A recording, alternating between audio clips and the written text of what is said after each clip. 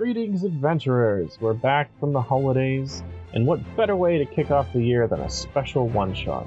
Join me, Kyle, your guide and dungeon master, as we delve into the past, revisiting level 20 characters from the previous campaign, including the legendary Ragbeard. The dice are set, the stage is prepared. Let's let the epic tales begin.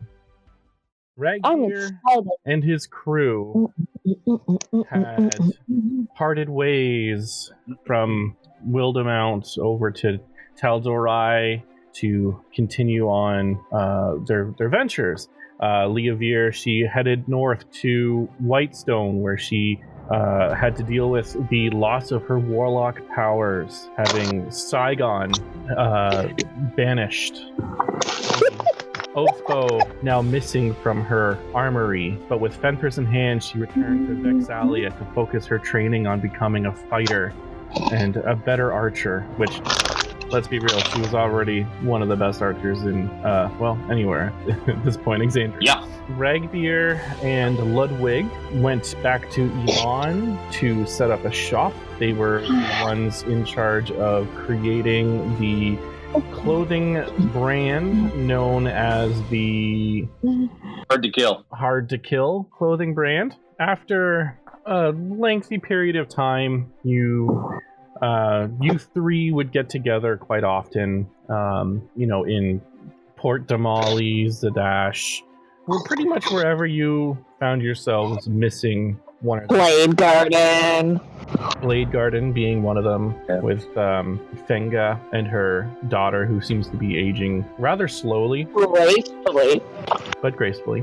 We fast forward a couple of years. At this point, Ragbeard had stepped down in his position, not in a formal way, but in a kind of a spiritualistic way, and set off to focus on his clerisy. And Leavir had been sent all over, and Ludwig decided to stay in Amon to focus on his brand. Ragbeard and Ludwig would meet up more so without Leavir, and about 10 years passed. Leavir started to lose contact a little bit more.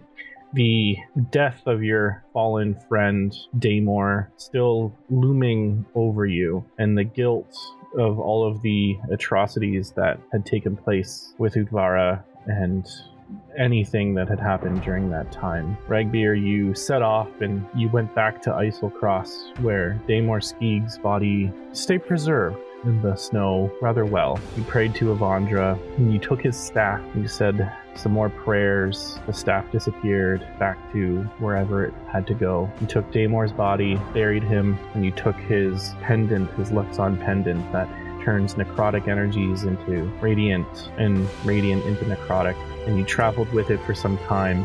Over time, the energies of this pendant decayed and left, and you made your way back to Urzin, your hometown, where your sister Bulbara, now with child, you handed over the pendant. You said it belonged to a friend and it had to keep it safe, for it was the key. And you continued on along your way, and you found your way into various parts of Wildemount, places that you hadn't been to before, but you could never bring yourself to returning to that fateful village that you left. That was always the hardest thing that you had to do, and you always kept a keen eye on the horizon in case it came back. You know what it was. You've done your research. About 10 years later, Leavir seems like a distant memory at this point. You find yourself walking alone in Wildemount in the Dwendalian Empire, having read stories of the giant red worm still wreaking havoc. You headed off with the intention of heading to the Barbed Fields. And as you were settling up in Blade Garden after saying hello to Fenga one last time, you started to head through the gates. When a familiar goddess came to you. It's been a long time. You haven't seen her in a while, but you've been making sure to visit places once a day each year to build structures and shrines and temples in her name. But Avandra the Changebringer comes to you once again. And you can tell because the path forward as you head through the gates from the Dwendalian Empire to Xhorhas once again, the road itself starts to take shape into the hair. And the wind between the mountain pass silences, and calm overtakes you as Avandra goes, Ragbeer, how are you? I missed you. I follow your path. The wind on my back is strange and sometimes dark. I move forward, always forward. It's a joy to hear your voice, my lord. You have done very well, and I am forever grateful. I fear I have to apologize. I've been distant as of late. There have been many things, hardships that I've had to face myself. Ragbeer starts to immediately just bristle a little bit. His war cleric speaking at the notion of Avandra struggling. It's okay. How can I serve? Well, your path has never truly finished, and I know that as of late you have been having penance on your mind, and I would like to offer some assistance. You see, what you are searching for, you cannot search for it alone. There is another who shares pain like you, pain that you have never been able to cure. You need to seek her out. She is affiliated with the Cobalt Soul. You'll know who she is when you see her, but you're going the wrong way. My path shall turn. But the people you've brought to this path with me before have been among the greatest souls I've ever known. If you bring someone else to me, well, I do not wish this experience on anyone. I do know love. I do know that Oro loves company, and I shall seek both. You will find this worshipper of Yun currently heading north to Ashgard Garrison, as she is also trying to make her way into Zorha, following leads that you may find useful. I shall seek her out. Do you know her name? Or is this part of my path to discover? It is part of your path. And I embrace it with joy and a blade firmly grasped. Before I part... Thank you. As soon as he hears that she'll part, immediately part of him just like he's so rejoicing in this moment, and he holds it very solemnly, but he's sad to hear that. Before I part ways with you, temporarily of course, I promise I will be back soon. You will find he lightens your path ahead in the next few days, week, maybe month. Your path ahead will be rejoiced and reunited with two old friends, maybe a third. Thinks back to his adventures, and Ragbeer thinks of the party who might be left to connect with. Of course, he immediately thinks of Leavier and thinks he thinks mostly of Leavier. He knows that Ludwig's in the business, and maybe Ludwig's part of it, but his mind instantly goes to Leavier, and he feels a little bit nervous, but very happy. It's been a while. I cannot tell you where she is, for her path has almost always eluded me. You're not the only one. But I do know that you have a friend who can find her, and when you have met her... To whom? Ludwig, of course. His wisdom into the divination schools of magic has found himself ways of finding people who don't want to be found, even ones who have fallen out of Deities' eyes. Does Ragbeer know that she's fallen out with Saigon? Yes, yeah, that all happened kind of... Okay. Yeah, that happened. That's all. So he knows that part too. Oh yeah. And Ragbeer smiles with a bit smugly. He can't help it. When you have found this new traveling partner, call on me again, and find yourself heading back to Imam. As you command, your word shall light my way, in the path ever forward. In this Thank you, Changebringer. Your path is this way. And you feel a gust of wind kind of turn you off into the direction as you look at Blade Garden now in front of you again. And after that gust of wind, she's gone. Yeah, he knows as soon as the gust of wind has stopped moving in the direction, he's already walking forward. And I head towards Blade Garden, which I'm looking at on a big old map. Yep. Oh, so cool. You're heading, Ragbeer, you start heading up towards the Ashgard Garrison. You know that this was kind of an older path to get to and from Zorha's. It in the last 20 or so years, it's been abandoned. So it's been a way that a lot of people have been able to sneak through, who maybe don't necessarily want to go through the other areas that are a little bit more official. And you start to think that Well, that sounds like fun. This monk of sorts definitely doesn't want this on the books. You head north, takes you a couple days. You're able to acquire some safer travels. Doesn't take you too long. And you find yourself at the broken, decrepit gates of a small under mountain cavern. It has a portcullis. It does look like at one point it would have been like a very big deal, but it's long since been abandoned. The gates are still up, but there's parts of the bars that are missing.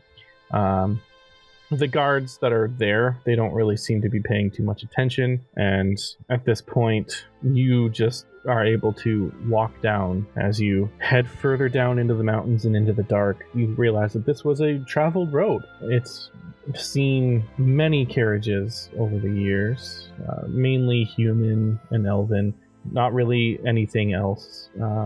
You get the notion that this would have been a path that people coming into Xhorhas more so than people coming out of Xhorhas. It is one of the closer passes near Urzen, and on the other side you see the familiar swamps that you would have called home back in the day. As you exit the other side of this mountainous pass, you see you are now in a courtyard with a couple towers looming over. There's a giant hole where a front gate would have been, and a large decaying dinosaur corpse that has now been just whittled down into bones. You see blasts of energy from some at this point old, blown up entity that has seemed to have scarred the land entirely. You make a history check. I get to roll as Ragbeer. You get to roll as Ragbeer. Sorry, I really want to get up my cleric dice. Just half a moment. I apologize. For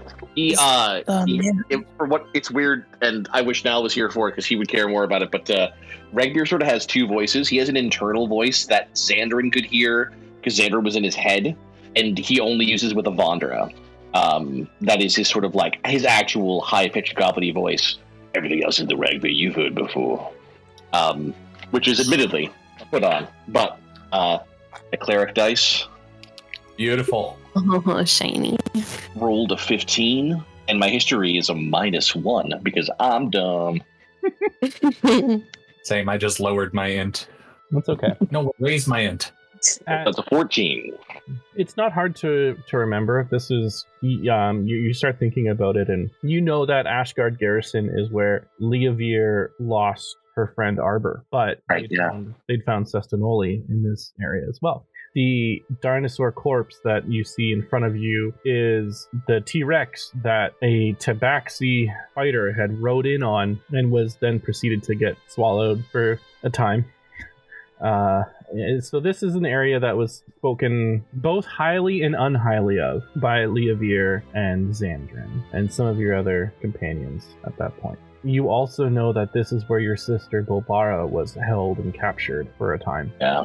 And you know that there was a crazy demon entity of blood and necrotic energy that had possessed her that Leavier was able to dispatch, which is what caused the big explosion. Yeah. You see at this point the skeletal remains of several human soldiers, and you can sort of feel all of that pain, and you see the cages where your friend Xandrin had once set foot in as a prisoner. Cages are now in ruin, but you see the structure, and you know that at one point Xandrin was in there where he first met Sestinoli. You think back about Sestinoli, and it bothers you a little bit, but you quickly shrug it off because you know here is where you are supposed to be looking for this person. Make a perception check.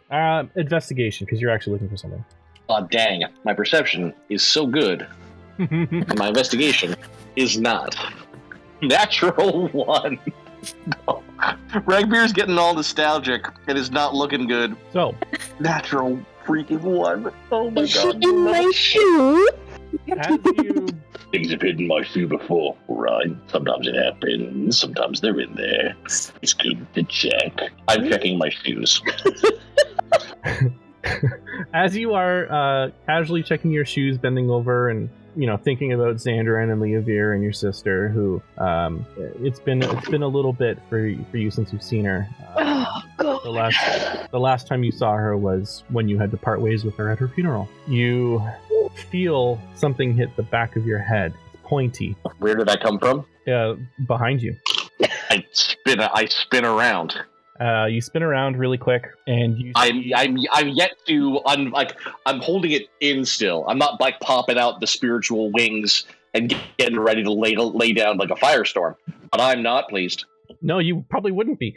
Nope. As you quick turn around, you notice Lily. You want to explain who your character is? My character is Lumiris. She is obviously a monk. She's dressed in very much the garb you would expect of a monk,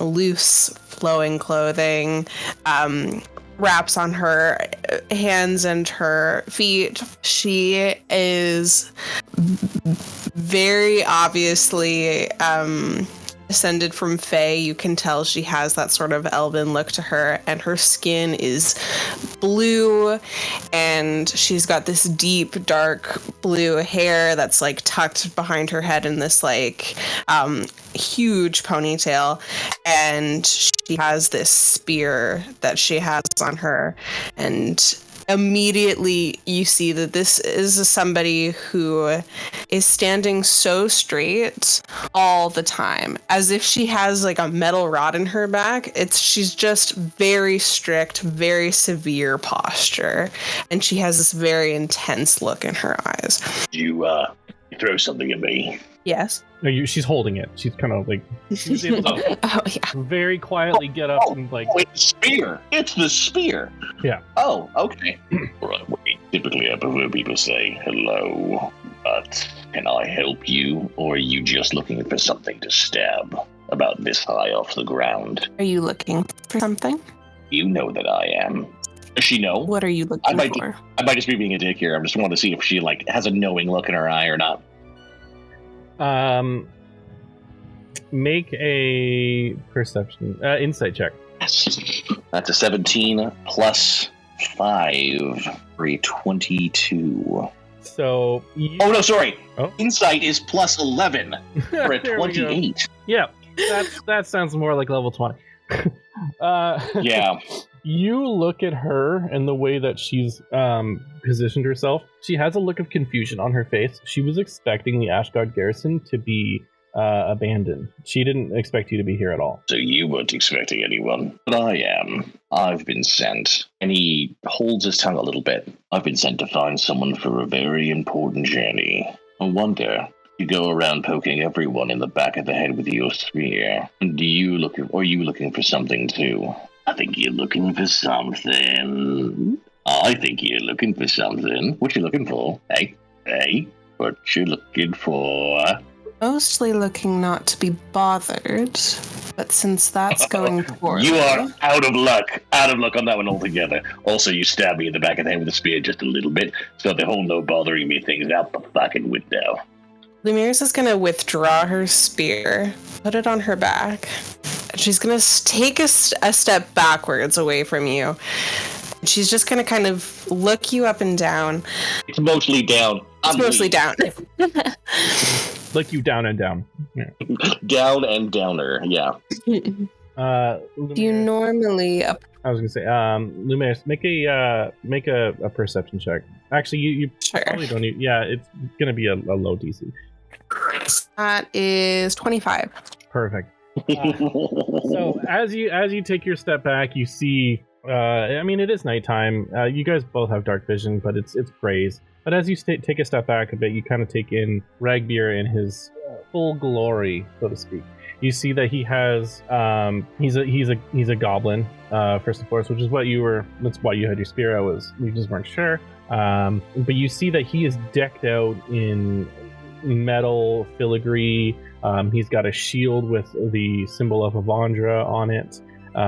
You see he possesses a very elegant looking sword that seems to hum with radiant energy, and he does not look like a normal goblin.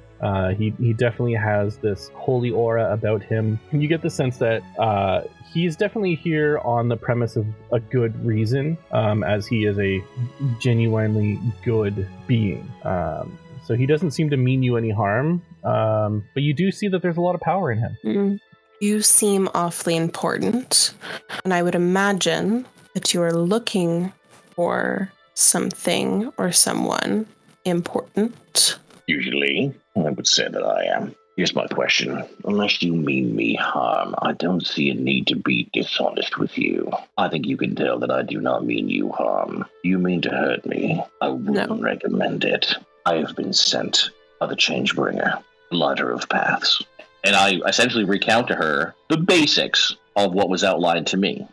To let her know that that's pretty much it. Like, I'm not sure what order of things are the most important, but I would pretty much share any needed vital information. Mm-hmm. It's nice to not be so afraid of things. So your Changebringer has sent you. Changebringer. Yes, send me. That's right. No, you're tracking. To look for an individual who shares the same purpose as you. You pretty much landed it right on. I'm finding someone who will help me, and others who will bring me on a similar path. Old friends and new. Sorry, they call you... Lumiris. Ragbeer, War Cleric of Avondra. And, unless you have objection, a friend. Do not have an objection. Excellent, then. We can drop the formalities here, then. And he starts coming up, sidles up right next to her. Except by sidling up next to her, he means he also brings his wings out and flies up to her level, which he just does. It's no never mind for him. But suddenly the rags off his back flies off, and you see these large spiritual wings that grow from his back and slowly elevate him upwards, so he's in the same eye level with you. It makes no real difference to the rest of his body. He flies up. I love making new friends. Lumiris. So, what exactly brings you here? I've been forthcoming. I'm curious what brings someone the likes and skills of the Cobalt Soul here. What would you say, Kyle, is Lumiris' exact purpose in this moment? So, make a Arcana check. 15. So you were traveling to Zorhaz because one of your most recent research notes that you've been able to locate has brought you a little bit more opening in terms of potentially how to find what you're looking for, or what being the key word here. And it's leading you towards the Blight Shore, where there is a city or a town that is said to have been able to communicate with what you're looking for. There's something about a scripture or like a slate that had writing on it, which was used in part to kind of control it or to keep it at bay. But there are a lot of missing pieces, and you do have one piece of that slate. And in Draconic, so I don't know if you can speak Draconic, but I understand all spoken languages. Nice. When I read anything. You have been able to ascertain from other people that this is written in Draconic, however, you cannot read it.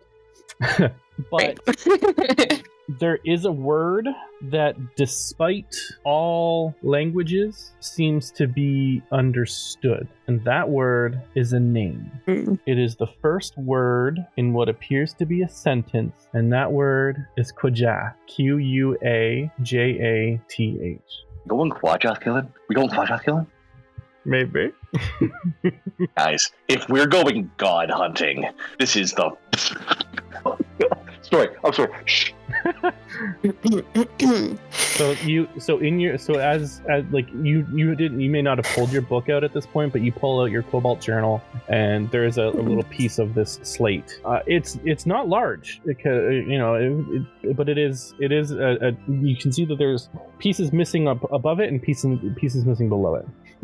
So yeah, I pull out my journal with the piece of the slate, tucked in, and I think I just hold it out to Regbeer and say, I am hunting a thing. I wonder if your Changebringer might see you hunt this thing as well. Changebringer might. I've been hunting that thing. Sorry, do I know? Am I able to recognize any of that? You said it's available. It's visible in all languages, right? The one word is visible. Yeah. Considering I've got my observant feet, I'm pretty sure I'm going to see it. And I would say, if you're hunting for Quaja, and you have found the most dedicated predator that creature's ever known. The last time I tried to end it, I made a grave mistake. I hurt a lot of people. I've restored my crimes, but Quaja draws breath, and that doesn't sit well with me at all. If the Changebringer herself has brought me to you, I believe our paths have found a wonderful way forward for both companionship towards violence and see a hunt. Lumira smiles for the first time in this interaction. I lost a great deal, and this thing was responsible. I would give almost anything to see it draw its last breath. Let's go watch it together. And at that point, I offer to move on towards, I'm sorry, the name of the place is escaping me at the moment. But actually, oh shit, I do want to bring Leavier on board. You do, like when you guys are talking about the hunt, you start thinking about who you would want. And I start thinking about, if I'm assembling a team, Leavier's top of the list. So, and you I will see to where. You also remember that Leavier can speak Draconic. Oh, even freaking better. All right, then. Well, you know what, though? That's really fun for taking down a goldworm. Friends, lots of friends. Got one. You'd like her. You might actually hate her, I'm not sure. Oh, gosh, that'd be fun. Let's see how this goes. Leavier, darling, I know it's been a while. And I will cast message. Or, what's the good one? I think message is the one that you're... Yeah, I'm looking to send message. Leavier, love, it's been a while. Give the intrusion and see a god hunt. I need someone like you. Come join me. You wait for a response, and from the past times that you've sent message, you know that typically people generally respond pretty quickly. Usually the first like, but when they're caught off guard. You pooping? Yeah. But it seems to be met with silence. Leavier does not seem to be able to respond at this moment. Well, that's a bummer for her. I'm about to invade all kinds of privacy. I'm going to scry. You're okay? Yeah, go ahead. Leavier is taking a bath. Nothing I haven't seen before. Also, not my vibe. No, I'm kidding. Sorry. Just kidding. So, remind me again what Scry does. I think it's just like a... Scry lets me see them. Yeah. I don't have to roll anything. It's for them. But oh gosh, it's a complicated spell. Mm-hmm. The target must make a wisdom saving throw, which is modified by how well you know the target and the sort of physical connection you have to it. If a target knows you has a spell, it can fail the saving throw. If someone knows I'm doing it, which she'd be able to tell, she can fail if she wants to. She only has to block it if she wants to. Ragbeer's going to scry. Okay. And I would have a pretty big modifier to her. I mean, I would definitely say that the modifier is the highest it could possibly go. Yeah, you would okay, Leavier, make your wisdom save. My wisdom save. All right, if I can get my damn. You're gonna have to -10 that then. Oh yeah. So it's like you can choose to deliberately fail the wisdom save, and that will let him scry on you. I'm gonna roll for fun. You know I have to. I know you do. So it's my save modifier. And I got a nat 20. Oh shit. Actually, I'm really sorry. Dopey. I love it. No, this is awesome. So, Ragbeer, as you start to focus on all of your memories of Leavier and you think back to your entire journey, you do feel your astral self start to project out of your body as you start to traverse the world of Exandria in this omnipresent essence that you have scryed in before. You find yourself blasting through as the world quickly rotates and shifts, and you see cities and villages just flash past you as you reach the end of the Wildemount continent, and you go over the water you've sailed through countless times, and as you hit yourself to Tal'Dorei, it takes a quick, rapid turn towards the southern end of Tal'Dorei, and suddenly it just fades away, and you snap back to the Ashgard garrison. She's being Leovir. Well, I mean, I've got a few more options. What value does this friend of yours have? Oh, goodness, what's the best way to put this? Child, please. I think it might be the best way to put this. Let me tell you something about Leovir. Most deadly archer who's ever existed. The strongest person I've ever known. Holder of Fenthris. Fenris? Yeah. Fenthris, I was right the first time. Holder of Fenthris, vestige of divergence, that she won in an archery competition. Impossibly. And the person by whom Utvara Pak is dead. I'm no slouch. Leovir might be the greatest warrior I've ever known. And when I go god hunting, I bring Leovir. She's not picking up, so... She's not picking up. I'm in a bit of a pickle. Lumiris, make a history check. Am I going to use a 9th level spell to get you? No. That's a nat 1. I mean, there's no fail. Well, there's no fails on a history check. The only word that you recognized out of that entire statement was Fenthris. It's an item that the Cobalt Soul has pretty much locked down. They know what it is. They knew where it was. They know who has it at this point. They know that it is like on a retainer between two people right now, and it really just revolves around who needs it the most at any given time. That's pretty much all you're like, oh, I know that bow, but that's about it. Listen, I can get it, but it might be, it's a bit heavy-handed for me to cast Gate, go and get her. Regbeer, you think back to the conversation that you shared with Avandra, and you remember something that she had said to you about how Ludwig may have an answer. Right. Okay, well, then I'm going to have to message Ludwig. Okay. Let's see you in a bit. Looking for Leovir, trying to kill a god. If you're not interested, I need her, obviously. It takes a minute, and then you get a response back on your sending stone that you have. Well, that's where I got my sending stone. I forgot about that. Yes, Regbeer and Ludwig share sending stones. You hear a familiar halfling accent as the pointy-hatted, green-garbed, bearded man responds. I can find her. Just got to give me a minute. It's a little difficult. Oh, fuck, I haven't really checked on her in a long time. Meet me in Amon. Money. That's the most Ludwig sounding message I've ever heard. Fancy a trip. I look over to Numeris and I say, fancy a trip, Mon. Will it help us find your less responsive friend? Absolutely. Also, Amon's great. We can go there. It's better than this cold, terrible place, unless you do need to look for anything else, because I was here to find you. As was I believe. No, well then. Let's go. There was one thing that you were looking for. It was one of the pieces of the slate. Oh, even better. Oh, I do have to find that. Do I have any information about where that would be? You're not too sure, but something is drawing you towards the interior of the dinosaur skeleton. Without a word, Lumiris will walk over there and just start picking through the skeleton. So as you head over to the skeleton, make an investigation check. I'm going to give her a blessing.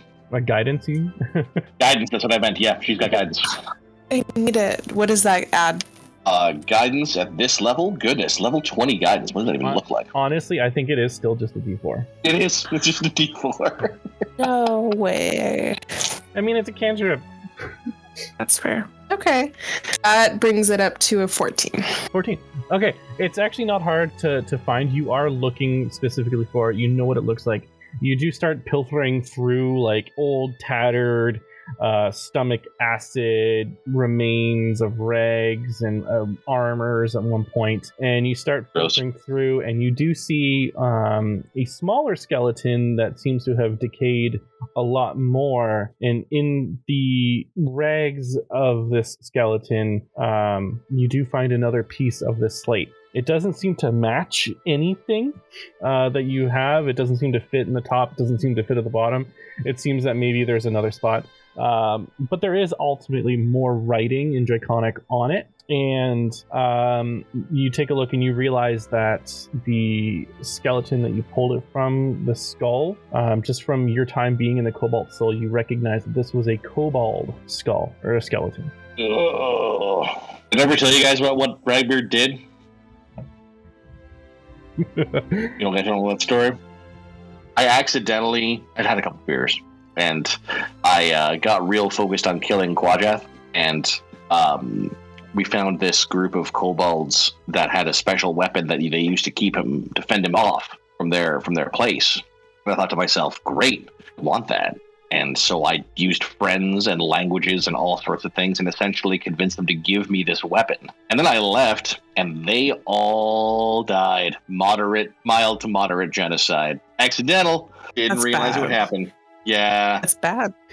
Should have realized. Didn't. But I was able to use that weapon to a huge effect in the final battle of the game, so that was pretty cool. I mean, Zenith would very much be of the opinion you wanted it and you took it. There was no wrong done. Well, I want to be Zenith. Their name is Zenith? It's pretty good. Thank you. All right. So, with Lumerius having found this other piece of the slate, unsure as to how many there are, you come back to Ragbeer as you see that he's starting this teleportation circle. I'm assuming. I mean, it's overkill, but I can gate us anywhere. That's the thing, is with gate, you can go anywhere in the world, in all the planes of existence. You can just go there. Yeah. Also, I'm pretty sure I have a temple in Amon, so I can do that too. Do you know what? Then I'm going to not blow my 9th level spell just because it feels heavy-handed, and I will cast Word of Recall. Word of Recall. And I will take it back to... I will open a portal to Amon, and I will lower my wings and get down to the ground, like sit down on the ground, just be standing normally, and say to Lumaris, hope you found what you seek for now. Next step of our path is through this portal to Amon. If you trust me, please join me. Lumaris will step forward and just solemnly nod. You remind me of someone I used to know. I walk through. So, as you step through this portal, this is nothing new for you, Ragbeer, and Lumerius, you've been through a couple portals in your time, and this one is one of the more familiar ones, as you've dealt with more divine teleportations. You walk from one side of the Ashgard garrison, and as you walk out, you find yourself in this large Temple of Avandra, which is odd because the temple is actually inside a really big retail clothing store. Oh no! Again. Get all Jesus flipping over the tables here. Won't actually, but... You can see that in your time away in Amon, Ludwig's clothing empire has grown a little bit, and there have been several people to come and pay respects to Avandra over the 10 or so years, 10, 15 years it's been. And you, as this door opens, the front door of this temple, that there was never a door there. You see that there's like dummies and mannequins kind of blocking the way. A gift shop? He made a gift shop? Oh yeah. And you have to exit through the gift shop. Yeah. There's little knickknacks and things of the seals of fate that he's kind of created. You see various sorts of trinkets and knickknacks, some pretend weapons, similar to your experience when you first arrived in Amon all those years ago, when you had to exit through a tree. And you think back that this is exactly what they were doing, except this one is like there's little like stuffies of you, and it's weird seeing all of these things. Wow. Okay. Oh, is there a stuffy Xandrin? There's two of them. You know how like there's those like those little plushies that have like the happy face, and then you flip them over and it's a sad face. Yeah. So there's that where one side is Xandrin, and then you flip it inside out, and then it's Udvara. Oh, I thought one side was going to be a cranky Xandrin. Crankier Xandrin. Oh God! Oh wow! There's. All right, I will talk with him about this later. This is really. Ragbeer like stands kind of in front of the Ragbeer toy section and is just like, let's go, come on, smooth on. Ragbeer. This is your temple. What was that, sir? This is your temple to your change bringer. No. The part before was the temple. The part was beautiful and lovely. I spent every day for a year. God, oh my actual God. You ever got into business with a gambling addict, halfling, inventor, crazy wizard? No. Cool. Wouldn't make sense to you. Let's just go. As you start heading towards what you remember as the offices of please let it be the exit, or the offices. Let's go to the offices. Go to the offices. You see that there's like some patrons inside, kind of like perusing the wares and like shopping, and you see people with their kids and they're looking around at the gift shop, and like there's a kids section where there's plushies and toys of that memory that you guys had when you guys were all children. There are some toys like that that have come and gone. There's like little baby Leaviers, little baby Ragbeers, baby Xantrins, which are just like little kids going like, like really. You see some ships and bottles that are clearly, obviously fake ships and bottles. You do see that there is one above it that's in a case. And you remember that this is one of the real ones that you guys had at one point. I'm going to fly up, and I'm going to grab that one. I will take that with me, and that is fine. As you go up to grab it, your hand touches, and you feel a very obvious arcane ward blocking the way. Shops and security. Doesn't miss an opportunity, does he? Fly back down, and we proceed forward. You've now, as you start proceeding towards the offices, you see some of the children kind of like looking at you, and then looking at their stuffy, and then looking at you and looking at their stuffy, and they're like trying to put two and two together, and you start to see like some human and elven mothers kind of start rushing over to you, and Lumeris is kind of behind you like, oh my goodness, like what am I getting myself into? As you make your way forward into the offices, you see that there is a normal sized door and then a smaller being sized door, and the smaller being sized door happens to be inlaid with green. That's the one. I don't feel like an inside check is necessary here. And so I kick in the door. So as you kick in the door, you like nicely. As you open the door nicely, no, it's a kick. I kick in the door, but I kick it like. Come on. I'm pretty sure he knows how I open a door. We worked together for a long time. You open the smaller being-sized door, and you are met with the familiar halls of Ludwig's mansion. The old mansion in here. You realize at this point, Lumeris can't go inside because she was never allowed in because she's technically general public. Only you're allowed in because you've been in here before, and your room is still there as well, and Leavir's room, and Xandrin's and Daymor's, and all of the rooms, except there's lights on and off for people who are home and not home, and you've noticed that there is unfortunately no lights on, except for Ludwig. All in, Ludwig, friend, I have a guest to bring inside, which I forgot that was challenging. Can you make with the magic, and make it so she can come in, please? Seems pretty cool.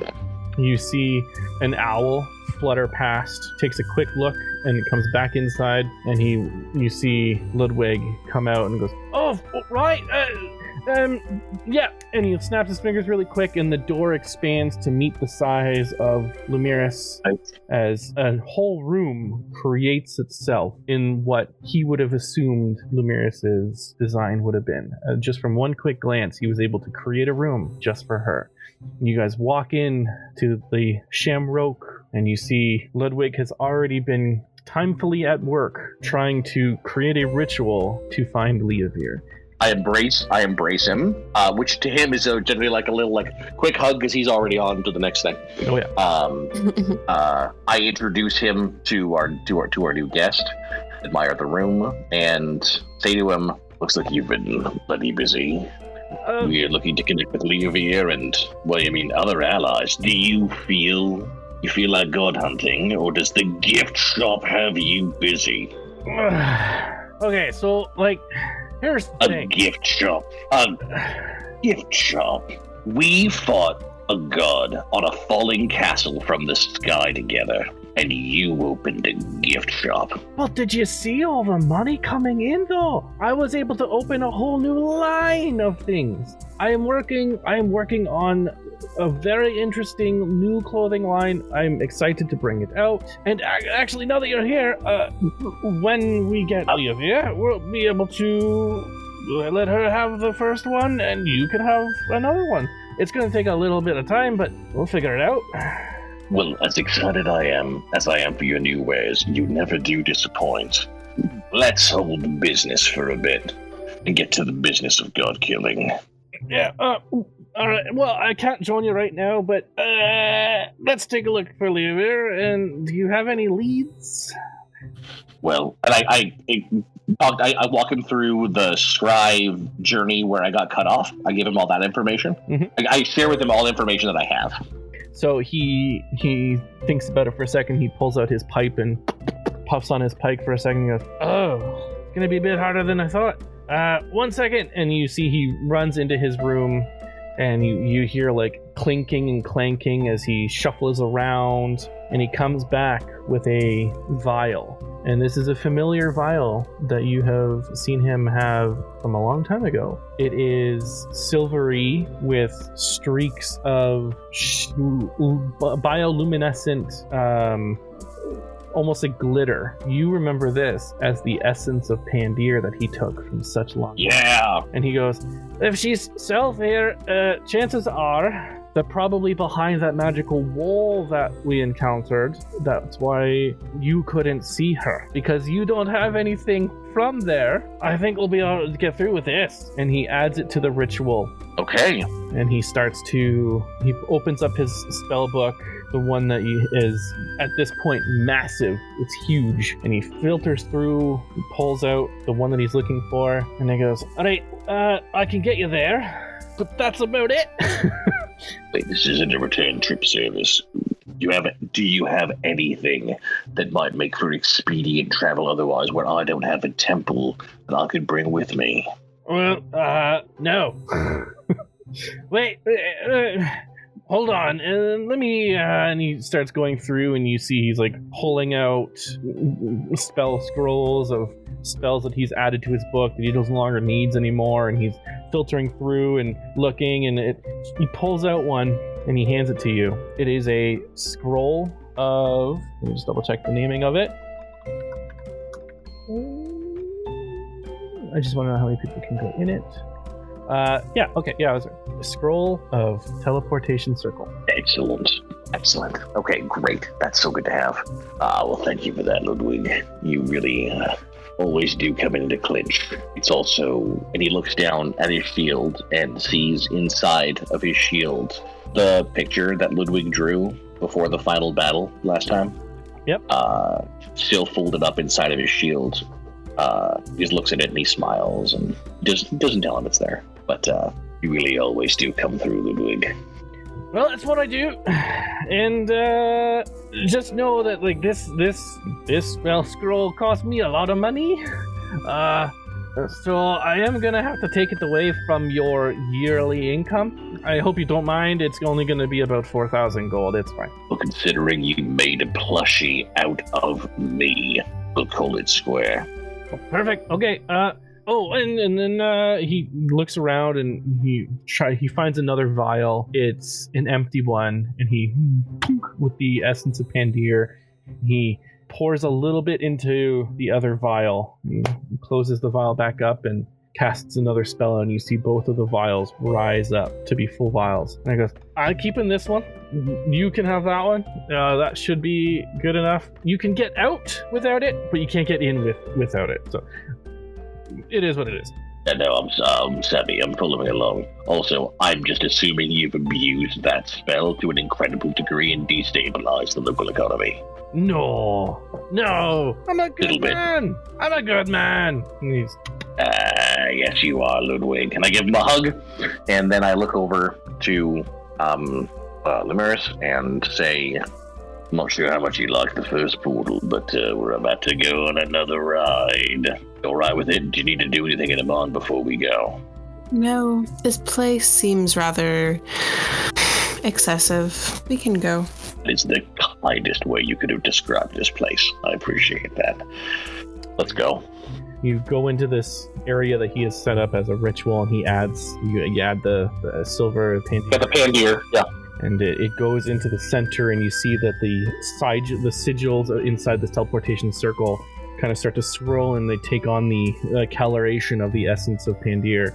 And you start to hear and smell the tropical forest biome that Pandir resided in. And you feel your bodies start to get pulled and twisted, and you exit into this otherworldly plane as you start to shift, and you see Tal'Dorei scrolling past you really quickly as you're flowing through the air. But it's not air, it's space. The essence of Pandir has exponentially created a speedier means of travel inside the astral plane, where you shift from one point to the next. And as you... We lost Reggie. I'm right here.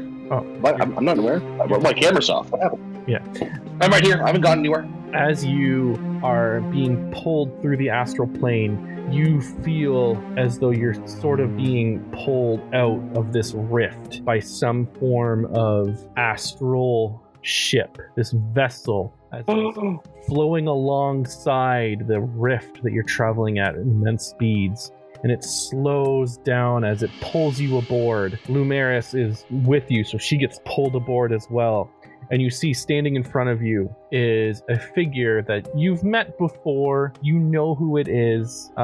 He has regained his memories at this point, but he is no longer in the shape of Xandrin that you recognize, but the new form that Xandrin has taken. You've communicated with him before, very briefly, and he looks at you, and you see standing beside him is another elven figure who seems to be out of place, and he's holding in his hand what looks to be like another familiar friend that you recognize, except much younger, but it is a Pandir.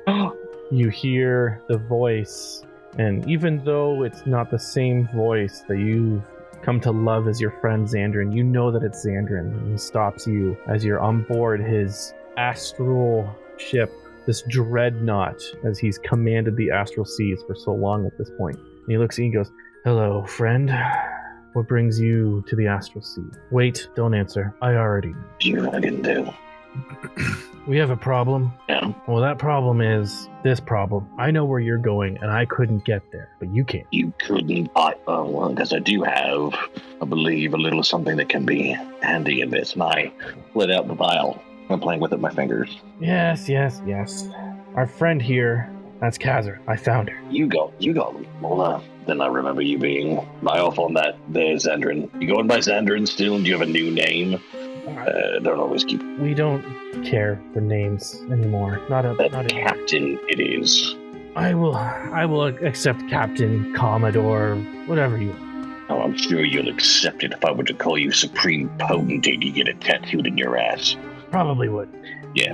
This here is my first mate. Best intro ever. You would. That's so good. And look, if Captain had let me take a run at it, I'm sure I could have got us there, but you're whatever it'll do.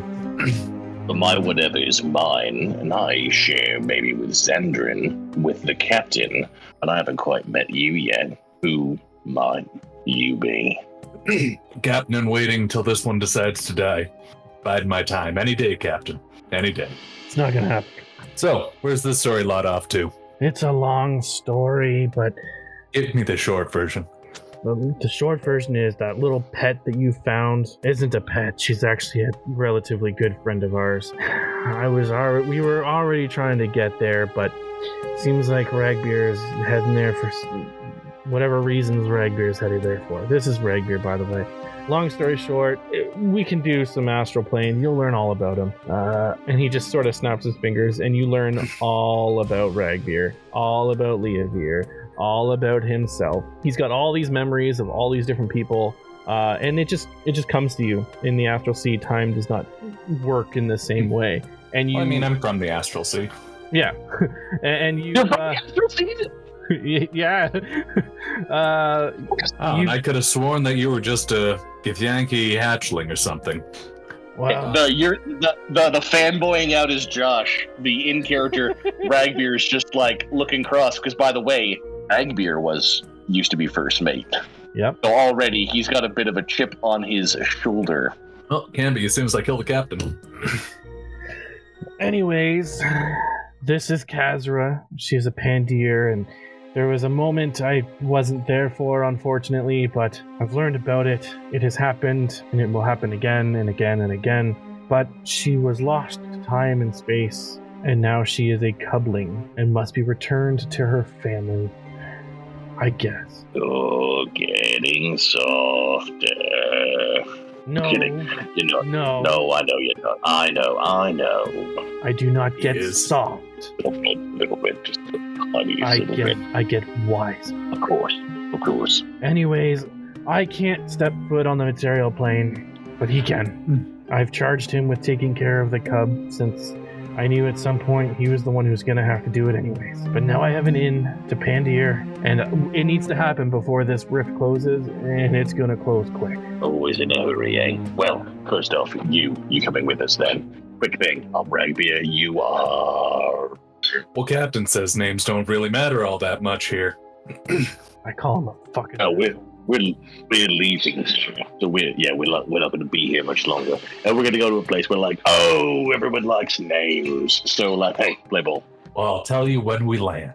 Gotta keep Captain happy. Oh, you and I are either going to get along very well, or you are going to stab me just like the rest of them. Let's find out. It'll be fun. Let's go. Let's haul. So, Ragbeer, you try to jump off this boat, and you kind of find yourself, not... yeah, and you feel yourself, you get grabbed by Zandrin. Lumiris, you being a monk, gravity does just not, you're just, you're able to get back into the rift, no problem. And Zenith, you're able to just, as an astral elf, you're able to right on in. Well, elf.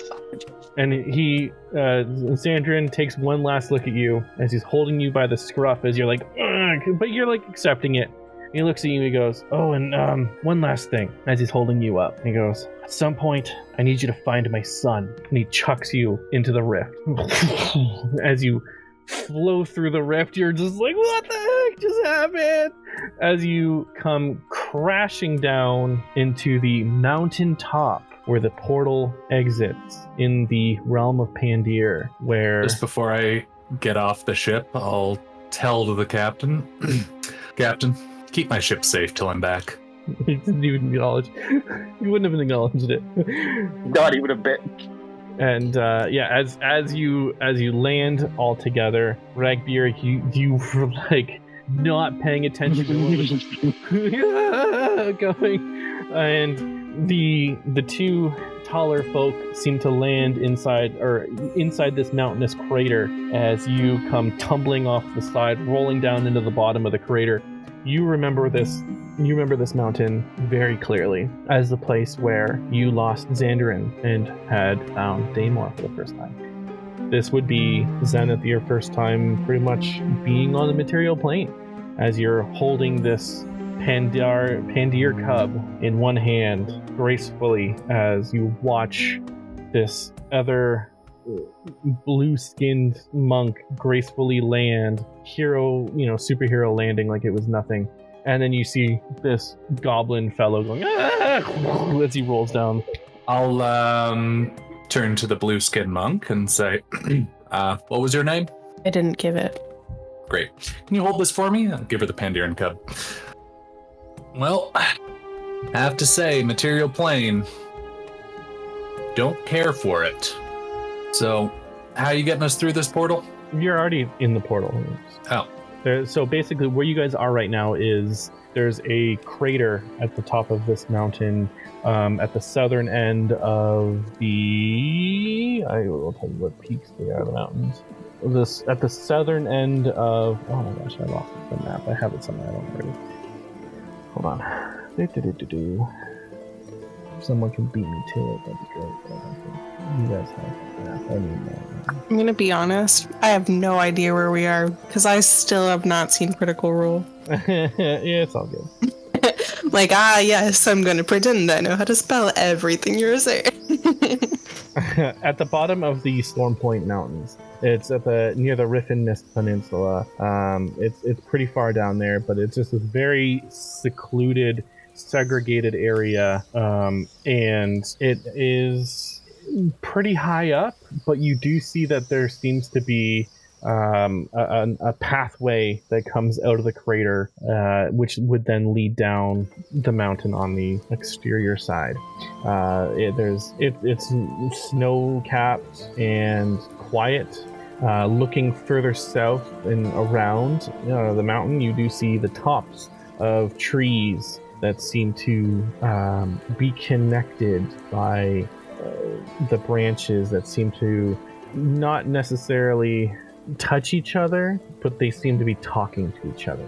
And you see every single leaf on these branches and these has this shimmering silver glow, as this whole area, this whole biome seems to be connected and living.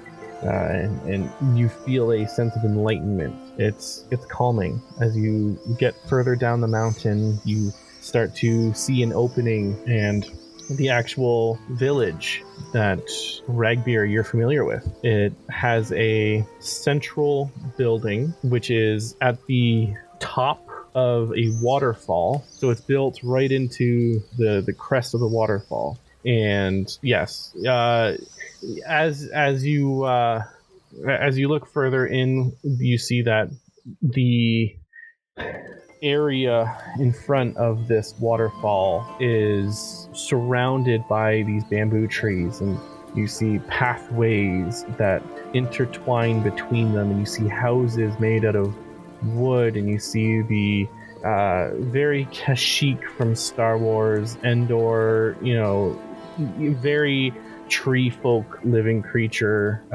esque, very back to basics homes, but infused with this really interesting technology powered by this essence. You see gears and elevators, and you see entire homes powered and smoke coming out of it that's been mechanically engineered.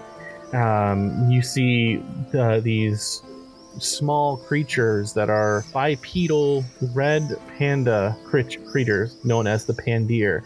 You see tons of them walking around. You see some of them at the bottom of where this waterfall has pooled, and you see them mining almost this essence out of the water as if it's like a life source to them. You see there are, at this point, hundreds. They've prospered since the last time Ragbeer has been here. There are tons of it's gonna sound weird, there are tons of shops that have come up since your time there, and you see that they're selling bamboo stalks, and you see that there are a bunch of Pandir sitting out front chewing the bamboo stalks, and they have a certain odor to them. It's a musty bamboo smell. It's not great. They look a little inebriated, more so, and there's a lot of them. There's way too many per street than there should be. Are you just talking about downtown Kitchener's weed shop problem now? Yeah, man. Oh, you know what? The cough before it made it extra perfect. So these bridges that are intertwined between the trees, they're all really well done and extravagant. And as you get down to the base of the mountain and you start heading towards the central building, you do see that there are several guardsmen, and you see at a table as you get closer, the same table that Ragbeer had existed and lived at for about a week or so, a group of very regal, extravagant-looking Pandir. One is a lot older, but still has the furs of a youthful soul. And those furs seem to match the same coloration as the Pandir cub that you're holding. Ragbeer, you recognize this as Kazra's older sister. It's Kazra's sister. Yeah, it's Kazra's sister. It's Kazra's sister. And you see sitting across from her a familiar Genasi friend of yours. As she looks at you, she says, "It's about time you showed up. How are you, friend?" Yeah. I can't hear you. Oh, now I can. Did it come in? Am I still there? Yes, there you go. Really quiet, I think. Sorry. What I said was, that's fine, because the first one I said was, and I just shouted and picked up his partner. But then he says, "I'm doing better now, having seen you. Not where I expected to find you, honestly. Sitting at a table with a Pandir. Not that there's nothing that you wouldn't, but I mean more just like with friends. Here I thought we were the only ones." I have lots of friends, Ragbeer. Very popular person, of course you do. Okay, really I don't, but... I know, it's fine though, we don't need to in front of these strangers, come on now. What brings you here to Pandir, where I couldn't find you behind a giant wall of ancient magic? Well, I was called here. Who called you to Pandir? Uncovered a piece of slate with Draconic, and since I read Draconic, I was summoned. Ragbeer takes a step back next to Lumiris and goes, "Listen, I don't want to blow your spot here, but you should probably talk to her. You should. This is Lumiris. Lumiris. My name is Lumiris. Lumiris. New friends, you know. Lumiris. This is Leavir. Lumiris. I think you two should talk." I have a small cub. Yeah, I do love all of this getting to know each other, but how the fuck are we going to find whoever this belongs to? I think we've found them. Oh, I take it out of her hands, put it into theirs. Job done. Weren't you enthusiastic? Like, did you miss me that much? You look around and you see that all of the Pandir are staring at this cub, trying to figure out, like, who the heck is that? And all of a sudden, you see the queen, and the hierarchy in this world, in this land, is a little different. But you get the idea that, like, she runs the area, and she walks over and she takes a look at Ragbeer. She takes a look at Leavir, and she pulls out Kazra's hat, and she says, "I believe someone should be under here." Ooh. And she looks at Ragbeer. Well, I'm pretty sure that's her rat, if memory serves. I feel like it might be a bit big for her. Yeah? Little bird. Oh, of course. Oh, of course. I call out Little Bird, who's been with me for all these years. Yeah. Do you remember the name? Oh, I've got it written down somewhere, but no, I don't remember offhand. Could you remind me? It's what? Peep. No, not me. Meh? It's Meh. It's Meh. That's right, it's Meh. I thought it was Meep. What? And then I was like, want to know how I always thought of that? Because I had Meh when Maisie was born, and Maisie's initials spell Meh. Maisie, Eleanor, Issa. oh my God. I'm always like, she's Meh. He's my little hummingbird. Little hummingbird. And so I call out Meh, and I sit her on my finger, and she knows what's up, because of course she does. Mm-hmm. And so I just lean my forehead against the hummingbirds, and I say thank you. Thank you for being a friend. And I say, time to go back home. She quickly takes one last look at you and flutters underneath the hat of Khazra.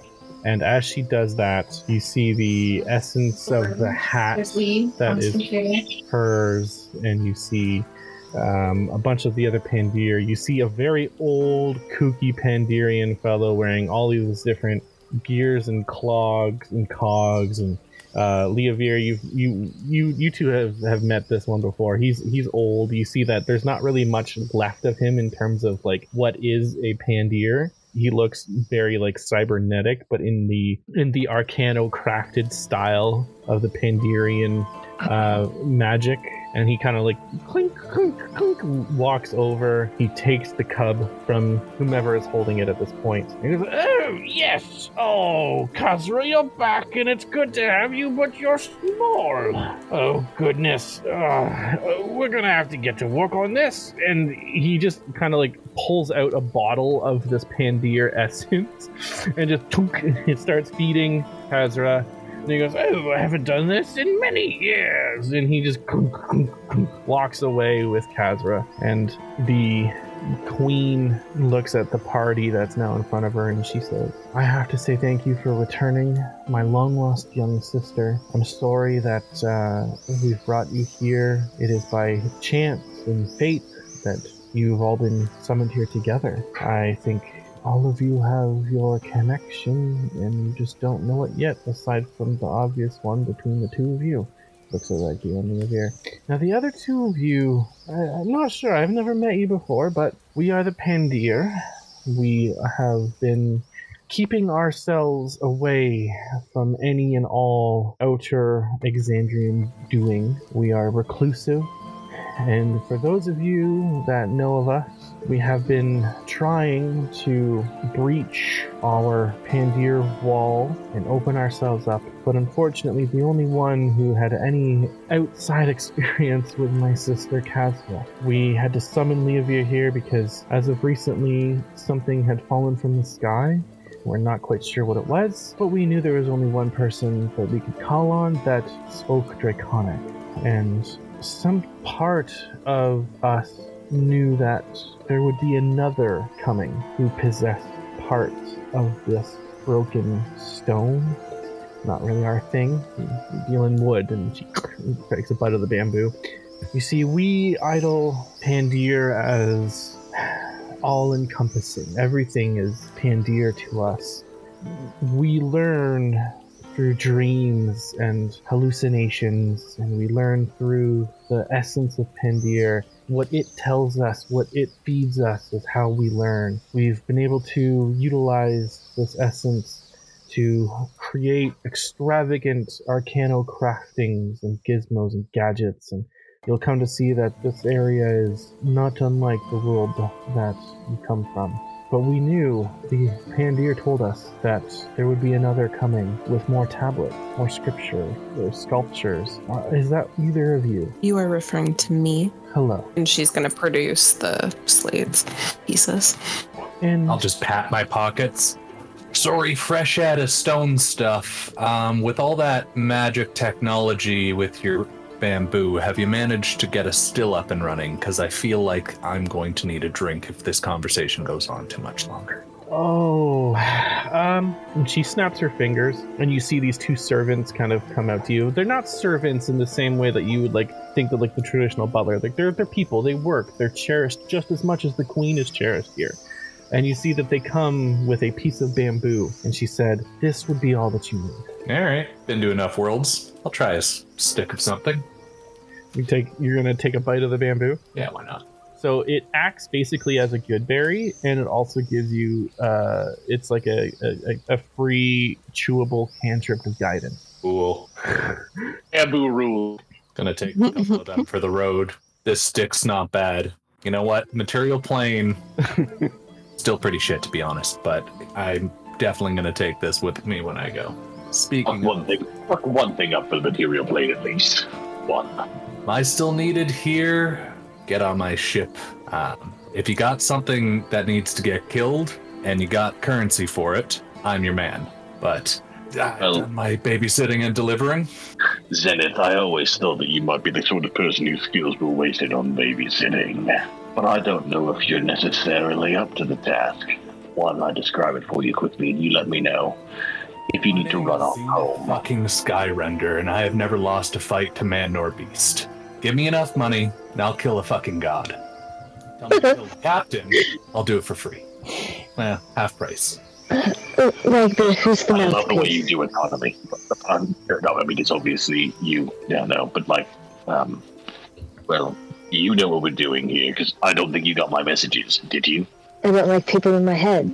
Why would you try? Yeah, no, good point. Good point. Solid mistake on my part. Okay, well, let's have a quick together session now, shall we? Remember the worm that destroyed my family and home, except for me and my sister? The one who I accidentally committed genocide to try and stop. I fixed it.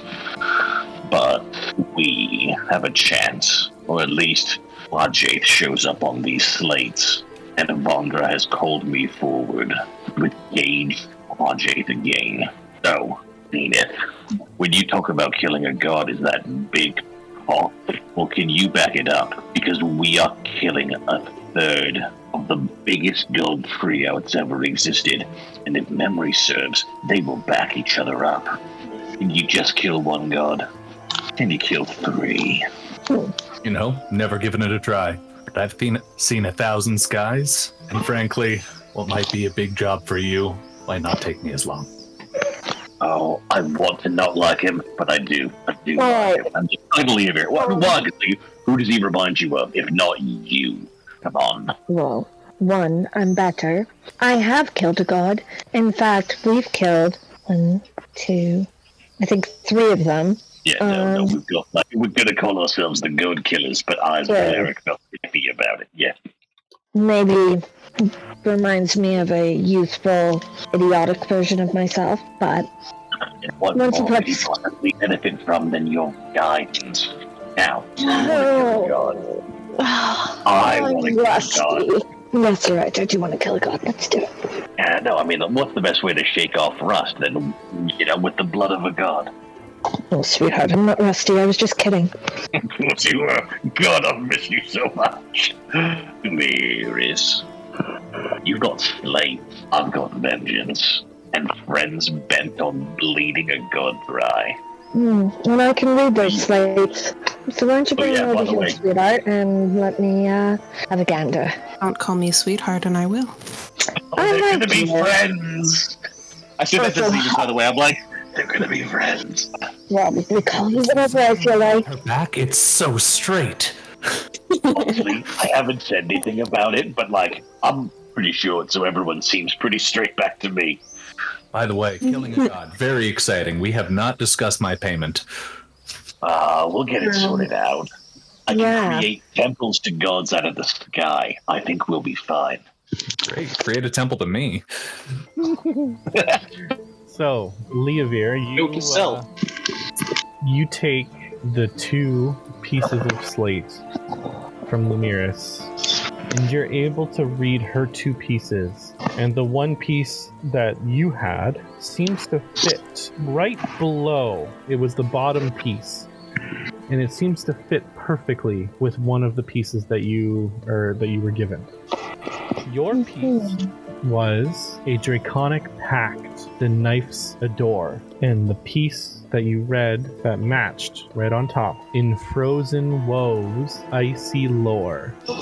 And the piece that doesn't seem to fit says, Quajok rests beneath in silent fright. Okay, so meta. Can you send that through the chat? Wait, can I meta, Kyle, can I meta a minute? Yeah. Okay, so is this saying that this is like the lair of Quajath? That we can go and find him and kill him?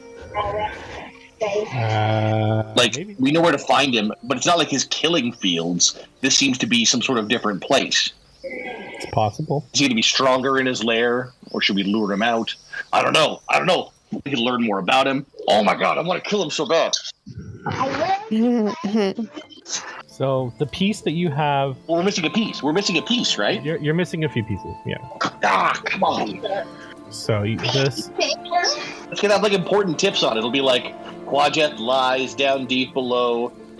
The weak spot is hit him in the dick. Like, I'm not sure what it's going to be, but it's going to be something. Okay. So, frigid... By the way, am I getting vibes of the frigid woe off this? You'll see. Well, there is only one frigid woe. Whoa. So, frigid... Sorry, Kyle, could you please read that again? I didn't write it down. He's sending it to the chat. Oh, perfect. Thank you. Perfect. Which...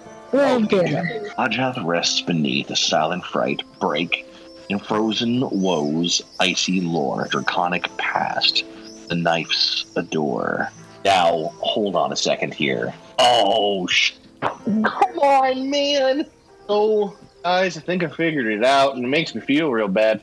Remember when I told you that I accidentally killed that whole group of kobolds to take that knife? Well, I didn't kill them.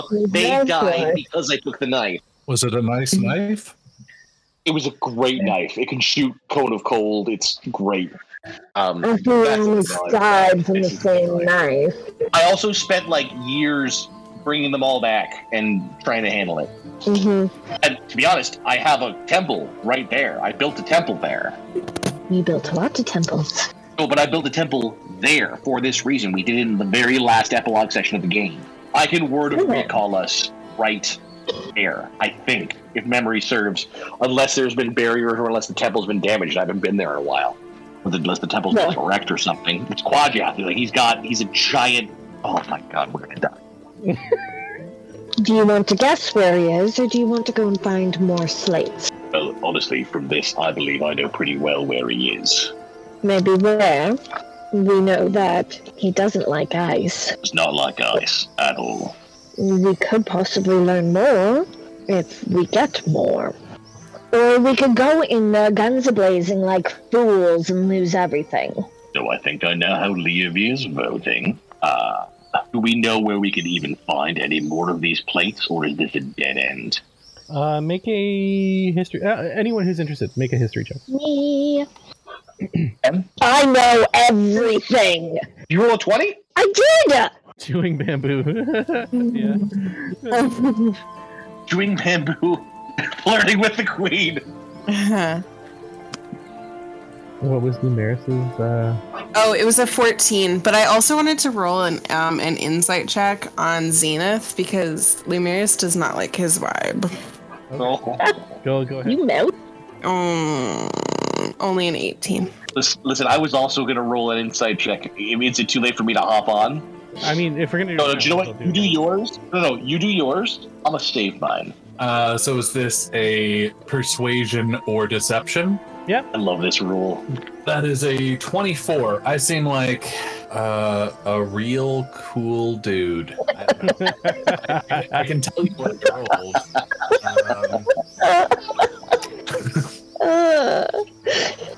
Not a real cool dude. Noted. I think very much a lot of bravado, but genuinely believes he can back it up with his skill. And Zenith is very much, I do what I want, when I want, I take what I want, and no one can really stop me, save for, because he orders me around sometimes. I was about to say, we're gonna have fun. Ragbeer, if Xandrin has made him his second in command, I know that I'm dealing with a very dangerous person, but I know I'm dealing with someone who can back it up. There's no way someone gets that spot on Xandrin's ship who couldn't almost kill Xandrin. He's an enemies closer sort of guy. He probably would have liked Ragbeer more if he considered him more of a threat. Ragbeer would probably... you would both know. When Zenith was like, I'm gonna kill you one day, Captain, 100% true. Oh, no, I know. Yeah, no, that's... Yeah, that wasn't... yeah. It's tough for me. I'm gonna let the ship sort itself out. I'll let you guys handle this. Besides, if I tried to do something to help Xander preemptively, he would never forgive me. Plus, you don't have to like me. I'm good at killing stuff. True. I've made a lot of friends like that. So, with the history check, Leavir, you think back about kind of what was going on, and you're starting to put two and two together. So, the words "a draconic pact," you remember that the kobolds they adored that knife. And if potentially those words that knights adore might be a double entendre with the potential miscommunication or translation of draconic, you look at the pieces of slate that you have, and you're thinking, kobolds wrote this. So if there's more pieces, it may be in that village back in Blightshore. Well, speaking from a kobold perspective, don't ask, long story. It's probably somewhat gibberish, perfect sense of gibberish, but we may be able to find out more information if we go where Ragbear wants to go and ask the kobolds themselves. Was this the kobolds that he murdered with the knife? I'm sorry, I glazed over the story a bit. Very much so. Like, murder them with the knife. Not murder them, but like doomed them into like a mass genocide where, the knife was what kept them alive, and then I'm sorry, Maggie. We might stick around for a while. I thought we might stay there. I thought we might fight him then. It turned out it was something I was going to do 50 years in the future instead. Sorry about all of this. And you fixed it. I revived all the kobolds, each one. I helped them build a city, and I made a temple there. So we can go back, and I gave them back the knife. So, I don't have it anymore, but I can... They'll probably know about either where the missing pieces are, or have some sort of history that may mention the whole story. Yeah, I'm a little torn. They'll either love me or really hate me. I'm not quite sure where they land right now. Well, you could just do what you did last time and charm them to death. Please, not to death. This time, though, I'm really going to try and do better. They all died. That's a fair point. Didn't know you had it in you. Anyways, again, accidental. Fun place. Inadvertent genocide. A whoopsie doodles. Still counts. Yep, no, it counts. It does. Yep, nope, not trying to not take responsibility. Don't care for this at all. I'm all for it. The frost giants and, everything else we've killed. You'd have forgot about that whole scene. That was bad. Well, yeah, no, we're not perfect people. No. And just in case the two of you thought the cleric thing is sort of like compensation. War cleric really is the vibe. So I say we head there, so we find out more. But I say we arm ourselves to the absolute teeth. If there's anything you need here, combat, subterfuge, get it. Bamboo. Lots and lots of bamboo. I know it's terrible. Go for everyone if we... Yeah, no, hey, remember how we brought you back your little sister? Give us a fuck ton of bamboo, please. Sure, of course. A metric fuck ton. Pick your shop. It's at anyone is at your dispensal. I point to a shop and I look at it. Stay away from that one. It will give you visions. The mushrooms with you before, Leavir. I don't need to repeat that lemony nonsense. You're not hungry for these? I do probably have a piece of that somewhere. Yes, no. Really rank at this point. It's like 20 years old. A 50-year-old rancid mushroom? Yeah, 20-year-old rancid mushroom? No.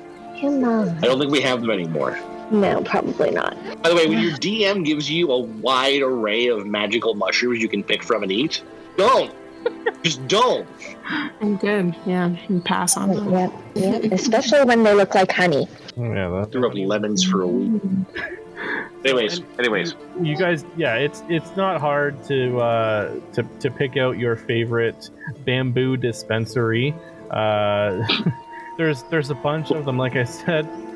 Each one uniquely is the same as the last. Which is a really odd way of saying that they're all exactly the same in their own way. They all sell the same. I don't know if either of you smoke. I don't know if you guys smoke weed, but dispensary situation in downtown Kitchener is so hilarious and being well described here. Yeah. Now the good thing is though is these are all natural, grown bamboo. Yeah, totally legal and not obtained in any illegal ways. All magical. They all do the same thing. So okay, we'll stock up then. You stock up, and you create your word of recall. Unless there's anything else anyone needs to do or say before we head in there. Do we need to rest? Do we need to just go? Well, they already said they didn't have a tavern. I say we try our luck. Plus, sounds like a lovely little establishment of formerly murdered kobolds. I'm kind of excited to see how they greet you. Yeah, I'm nervous. Let's find out how it's go. Word of recall. All right. Very similar method of travel for Leovir, Ragbeer, Lumaris. A little new for you, Zenith, but it's nothing you've been around. This one takes a little bit longer as you feel the shell, the bubble that protects Pandir from the exterior of Exandria. It feels like it takes a minute to kind of penetrate outwards, but you do feel yourself exit through, and you see now all of Exandria as you quickly shoot yourselves across the world, and you land in this huge clearing with a temple of Avandra laying still. There's a large mountain peak pass to the right or the left, and way up at the top of one of the mountains is a path that kind of swirls around that leads all the way up to the top to past the clouds. That's where they had ascended from or descended from long ago. It seems to have become a well-traveled area. People have come and gone, or kobolds have come and gone. However, as you exit through the doors of the temple, you look around and you see the entire area is covered in ice. The buildings and structures that Ragbeer has worked so effortlessly hard on to reestablish this culture is encased in ice. No! Whatever has existed here is no longer. You see, it's almost as if not only is it ice covered, but the buildings are torn apart and devoured. Large chunks of buildings have been bitten off, consumed by what you feel is Kwaja. And there is no sign of the dagger to be seen, and there's no sign of life. You see the remains of bodies from an unknown time all over, as this town is just another one of the towns yet again consumed by Kwaja. Ragbeer, I thought you said you revived these folks. I did. I go. Keep your eyes open. Yeah, where did they normally keep that knife? I feel like it might not have worked. We can look around. Stay together. If you see a giant filling worm god out or something. Ragbeer is seething with rage for the loss of what he sees. But I do want to... He said there's no trace of the knife. There's no, I would check... Are we inside my temple? We're outside my temple? You're outside the temple, yeah. They wouldn't have kept the knife in the temple anyway. It's not their religion. It's fine. We had an understanding. It's not there. Before you go anywhere, Ragbeer, I'm just going to put my hand on your shoulder, give you a little 1 second, and throw up from the portal. Just like every other time. You can never do portals. No. I forgot about that. I use my wing pops out and brushes off me. Sorry. And then comes up and just pats you on the back and holds back your hair if you need. Just once. That's fine. No, understood. Hey, for what it's worth, I've really missed you. Now let's find what the fuck's going on. Being that we're now standing beside each other and I'm not sitting at a very low Pandir table, you would now notice that I have Behemoth's tooth sheared at my side. Bahamut's. Sorry, not Behemoth. Bahamut. You have Bahamut's tooth sheathed? Yeah, it's like on my side. If I note it, I would say, be careful and treat it well. I hope you still have the other one. I walk away. I do. Yeah. I can't. Yeah, if you wouldn't talk about it, you couldn't. There's no way. As you guys look around, you see that there is not a new temple by any sense of the word, but you've noticed it now, maybe with all the rubble and all that stuff, it has been uncovered, and it seems to lead inside that mountain that you have descended from long ago.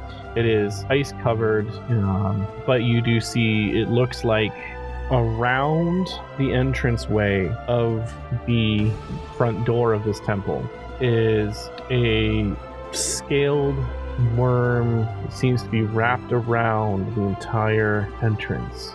You guys, Ragbeer and Lumeris, you immediately recognize this as the Kwajoth, and you assume that this would have been maybe not its lair, but the way the kobolds had worshipped Kwajoth. And you see inside, as you progress further in, a bunch of pieces of a large stone slate. Here we go. You are missing a few as you put them together, but you're able to make out what seems to be a poem or something ritualistic. The words that they would maybe use to pray or to summon or to keep away. It's hard to tell. As you, on the ground, start kind of piecing them together, you see at the top is a hole that would be the perfect size for a knife to have slipped in and out of. That hole is obviously empty. The knife is not there. And you see where Leavir is able to read. I'll post it in the chat. I'm just entering all the pieces in for what we need and removing my stuff here. All good? Mm-hmm. So, Lumeris, what's your deal? You just come with these folks because you found a tablet somewhere, or you have something to gain from this? I'm hunting a thing. These folks are also hunting it. Our paths have crossed. I seek to benefit from the crossing of these paths. My goal remains unchanged. Your goal is unclear to me. Profit? And I don't like that. That's not a goal. Why not? It's not a goal. Does being cryptic come with the robes, or is that just for me? Look, you might would not find think that I go where I want and do what I want, but it's as good a goal as anything else. I go where I want and I do what I want, but... You haven't looked comfortable once in the entire hour and so that I've known you. Neither of you. Me? Right, where did you find these people? She looks like me, and he sounds like me. Why do you think I like them so much? Listen, I know you miss me on a regular basis, but that's a little much. I mean, flattered, very flattered. But also, I might be creeped out a little bit. Anyways, I have a translation. In shadows deep, the mountains gloom, a crimson worm with teeth that groom. Gross. 3 eyes like ivory, fierce in sight, Kwajoth rests beneath a silent fright. To back and forth with frozen woe, skin turns azure in cold, soft glow. Kwajoth speaks, no sound to hear.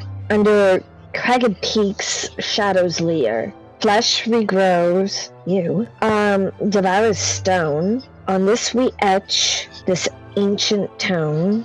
In frozen woes, icy lore, a draconic pact the knifes adore. Hence the slot, knife door. The knife is a door. The knife is a door. Where is the knife, Ragbeer? Did you give it back to them? I thought I did. Kyle, is that canon? Yes, you did. All right. It's somewhere around here. Oh, gosh. Anyone have skills to find objects? Mine doesn't work that well if there's literally anything in the way. Also, I've already been, if we're going to go god fighting potentially today, I've already burned through some decent things getting us here. Are you saying you're tired and you need a nappy? saying I need to kill a god. It's in my way. Well, you should have kept the knife then. You know, generally, I've only committed my genocide once, and I thought that recompense was in order. Give them back their blade. Don't worry, I stained it with the blood of a god once before. Where's that fucking knife? I would look to... Okay. What an elder would be with an elder. Search the bodies, or if there is you talked about frozen bodies. Is there a blast source? There isn't really it just looks like it doesn't look like it came from anywhere. It looks like it's just unfortunately over time. Yeah, okay. There's been nothing to keep it at bay. It looks like potentially the ice was used to prevent any further damage from Kwaja, knowing that ice is not something that it's too happy with. So I don't know. Anyone got any ideas on how we can find this blade in this wasteland or this wrecked village? Yeah. Like we could just search around and try and find it. Have to remember the elder that we once upon a time met. They died every 24 hours? Yeah, they didn't live real long. Like a new elder. So I don't know. Were there specific robes that they wore when they deemed the elder role? I don't remember. Kyle, is there any way that I can search back into my experiences there to find it? Yeah, make a history check. Leavir, if you want to assist him, you can. I sure do. Rolly. What'd you get, Reggie? Sorry, my headphones went dead. What'd you guys just say? History check. What'd you get? Well, I'm trying to see if I've got any bonuses. I don't think I didn't eat any of the bamboo beforehand. So take a quick bite of the bamboo. I mean, I can guidance myself, but I didn't do it. Anyways, it's a 15. I got a 16. Okay. You think about what had transpired, 21 or so years ago. And you do remember that the elders weren't necessarily elders. They were just the ones who had wielded the knife. The knife is what caused them to get the frigid woe. Yeah. And they died about 11 days later. They were the line of winged gray kobolds. The other kobolds that were there were not winged. They were just simply normal kobolds. So the winged kobolds, when they were born, they were pretty much considered next in line for the throne to wield the knife. That was basically they take the knife, but that's their death sentence, but they're also taking that, and that is what prevents Kwaja from coming further. So whoever has the knife, the winged kobolds would have the knife. Now you do take a look around at the bodies, and you do see that there is one winged kobold. Don't touch him yet. Does anybody have cloth or... I still have immunity, right? I want to, no, because once you give it away, you touch it again, you get it back. Oh, come on. So don't touch anything. Sweetheart, I know you don't want me calling you sweetheart, but I'm going to call you sweetheart because I haven't learned your name yet. And so, sweetheart, do you care to just spare a fraction of those lovely robes you're wearing? Explain again. Sorry, go ahead. Explain again why. Because if you touch the knife, then you get just a touch of frigid woe and can expect to die. And I'm not quite sure I remember how to make the cure. So don't pick up any knives. Kyle, is it that you can't touch it, or does it matter if you are wearing a glove? Because I feel like I was wearing gloves. It is more so wielding the knife is what's going to contract. It's a curse. It's not a disease. It's not a poison. I mean, it is a poison. It is in every sense of the word of a disease, but it's a disease you contract from a curse. So if, for example, one was immune to disease and poison, would this affect me, or would it still be affected because it's a curse? It is technically a curse. So it supersedes any resist. You might be able to like resist the effects of it for a lot longer, like a long period of time, but eventually it would overcome that. Okay. Ragbear, admittedly, I lost a lot when things changed. And I don't know if I would be able to make the cure still. I have no way of finding out how to make it anymore.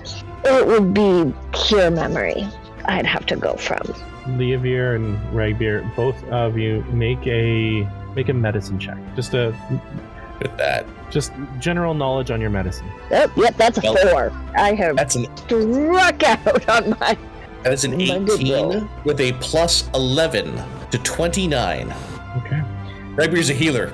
You think about it for a second, and you start to realize that without a cure, there are very few ways aside from divine intervention, a wish spell, even greater restoration at this point is not going to cut it. But if those two options or the cure is not around or available, if it gets out, or if one of you contracts it in any way, shape, or form, it could be a death sentence within 2 weeks. So, this curse, poison, disease, what does it do? How does it spread? Terrible curse. You basically have 11 days before you turn into an icicle.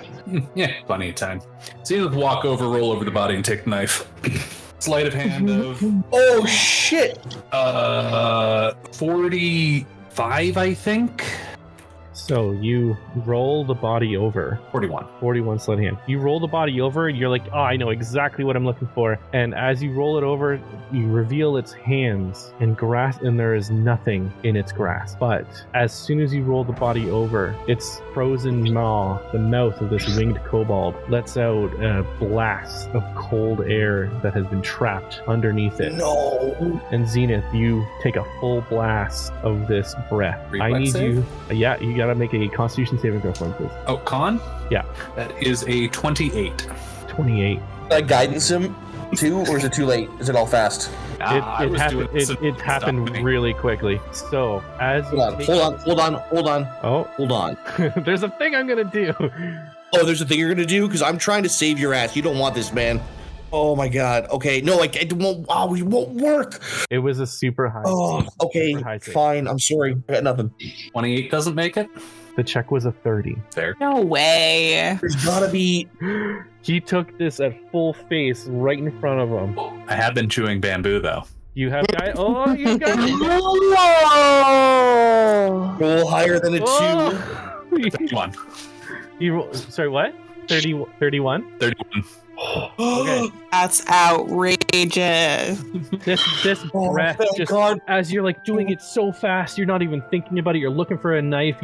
As soon as you roll it over, you just like, and you're like, and as soon as that happens, you're like, no, hold my breath, and you're like, and you feel the sting of this cold overtake your body, and you feel the shivers and your veins start to freeze quickly, and as you're holding your breath, you see your eyes even start to freeze a little. You take I gotta roll some dice here. I take it back, Ragbear. He's not like me.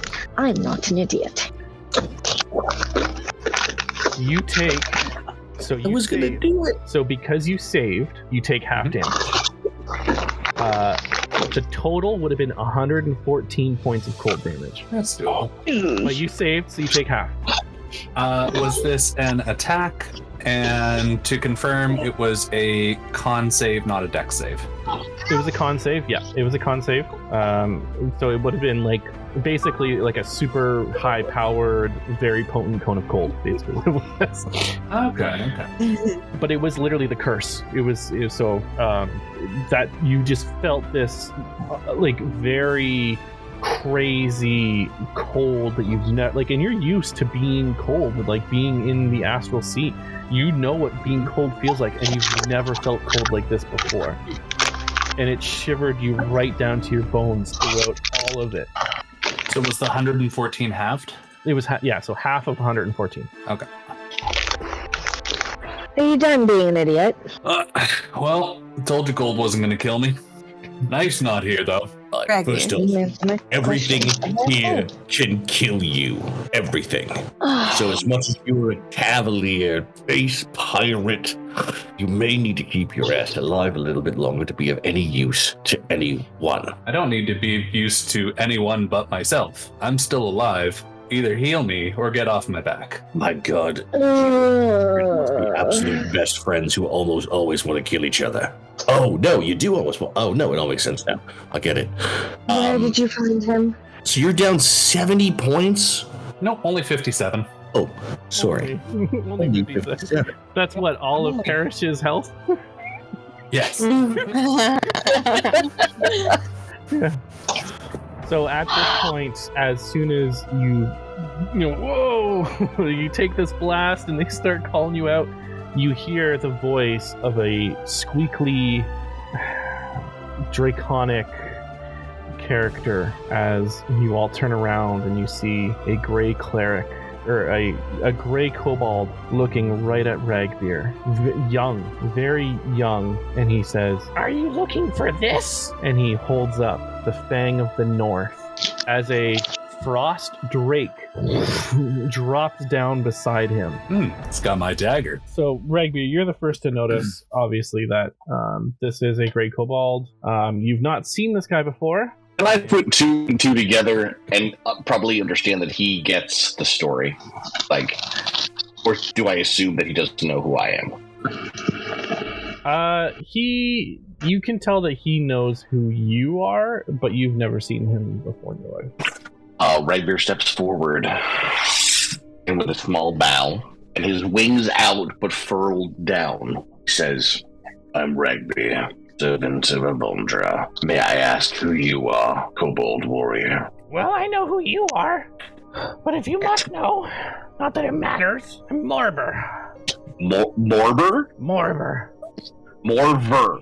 Morber. Like Morber. Morber. Yeah, Morber. Morber. Oh, no, I get it. It's chilly outside. Ragbeer doesn't say that out loud. No, he doesn't say that out loud. That would be Ragbeer. Actually, no, Ragbeer probably does. He probably is like, Morber, because of the cold, right? Because of the frigid... I'm sorry. That's probably not funny. Look, Ragbeer, do we really need to get its name if we just kill it? They're extinct anyway. Well, honestly, did most of the work, but... Trying to reverse the extinction. Kind of the whole point of being here. Let's not genocide. Genocide sucks. Let's not do that shit. Let's not genocide. I'm not good at songs. But let's not genocide again. Dog. We knew you would be coming back. And then we all died. Yeah. And that's your fault. Yeah. Because you've done that to us twice now. It was, Tell me what happened to you. What do you mean? You left. When you left, Quajoth came back. Put two and two together. God. You see, after you left, we kind of went back to our old ways. We started to worship Quajoth again, and with the Fang of the North in our possession, and everything was going great. Everything was going fine, dandy. Couldn't do any better. And then Quajoth got pissed, ate us all. And our elder, who, as you know the story, the elder gets the Fang of the North, and they live a little longer. Yeah. They use the Fang of the North to try to protect the rest of us, and then they just freaking died. Yeah, the Fang of the North is a curse that has hurt your people and mine. But the problem is not your people, and the problem is not mine. I carry the weight of your village on my heart, and the pain you feel is etched in my soul. I sought a path to avenge my tribe, but in doing so, I wronged yours. My intentions were misguided. I'd say. I am bound by the consequences. If there is a way I can aid you to make amends, I swear by Avandra I will do everything in my power to ease the burden I have placed upon your people. And I believe if we want to be free of our mistakes and our choices, we kill the worm. You want to kill Kwajak? Don't you? No! He's my god? I mean, I don't really want you to kill him or her. He decimated your people. Yeah, but like they do it all the time. Why would you worship a creature that victimized everyone you've ever known? What good is there in that? You know, rebirth and like repopulation and, you know, just bringing a whole new outlook and perspective to things. And I mean, was he a good god? Are they a good god? Maybe not. But are they special and provide sustenance for us? And for the most part, 9 times out of 10, you know, once every 11 days or so, it's not that bad. Yeah, Ragbeer, killing them all isn't enough. You gotta commit deicide now. I'm here for both either, but pick a lane. Well, honestly, I feel like I need to try and wrap my head around this. No, got my head wrapped around it now. I think I've got it. It's nice to live 11 days. That must make this whole cycle mean a little bit less to you. Well, I lost everything. I want you to know, People lose everything. I'm a lot older than 11 days. That's a problem. How old are you exactly? 17 years. I would like to not live anymore. I have been the only Grey Kobold for 17 years. Wait, so everybody else has been dead for 17 years? Yes, look around. Do you see any other Grey Kobolds? No, just me. There is no reason for you to be a smartass. We just got here and know nothing of what's happened. So you can either be a good little kobold and you can explain exactly what happened, or you can just give him the knife and we can come and do what we need to do. I don't want to touch the knife. I'm just sorry, Ragbear, but you can have it. Don't touch the knife, honestly. Just don't touch the knife. I don't want to. Why don't you want to touch the knife? Is there something special and magical about the knife? Yeah, I know what you're talking about. Obviously. I would expect you to. For 17 years! So do you have a cure? Cure for what? But you knew. Follows the blade. Whatever. Anyways, if you're not going to pass it over, can you stick the knife in the hole? And I'm going to point to the obvious keyhole thing in the wall that, you know, not just a random hole, but... To put this knife in that hole, and then what? I don't know. Let's find out. Oh, geez. Maybe turn it a little? I imagine it's kind of like baby making. Do you know how to make a baby? We lay eggs, sister. Relax. He gets off of his dragon, gives it a good pat, brings it over the Fang of the North, and as he walks past the group, he like waves it at people. Scary knife! Scary knife! It's gonna get you! It's gonna get you! I'll smack him. You want to stab him? Oh, I smack him. Yeah, go ahead, smack him. Does a 17 hit? Yeah, it does. Do I have an ally standing next to me? Yes, you do, technically. Okay. Yeah, Ragbear's right there. 32 damage? Okay. Not lethal. Unfortunately, that was double his actual health. And as you instantly kill him. As you smack him, he lets go of the knife, which causes the knife to cast its cone of cold, and I need all of you in the area to make a Constitution saving throw for me, please. I'm totally doing it again. Oh my god. Yeah, that was not...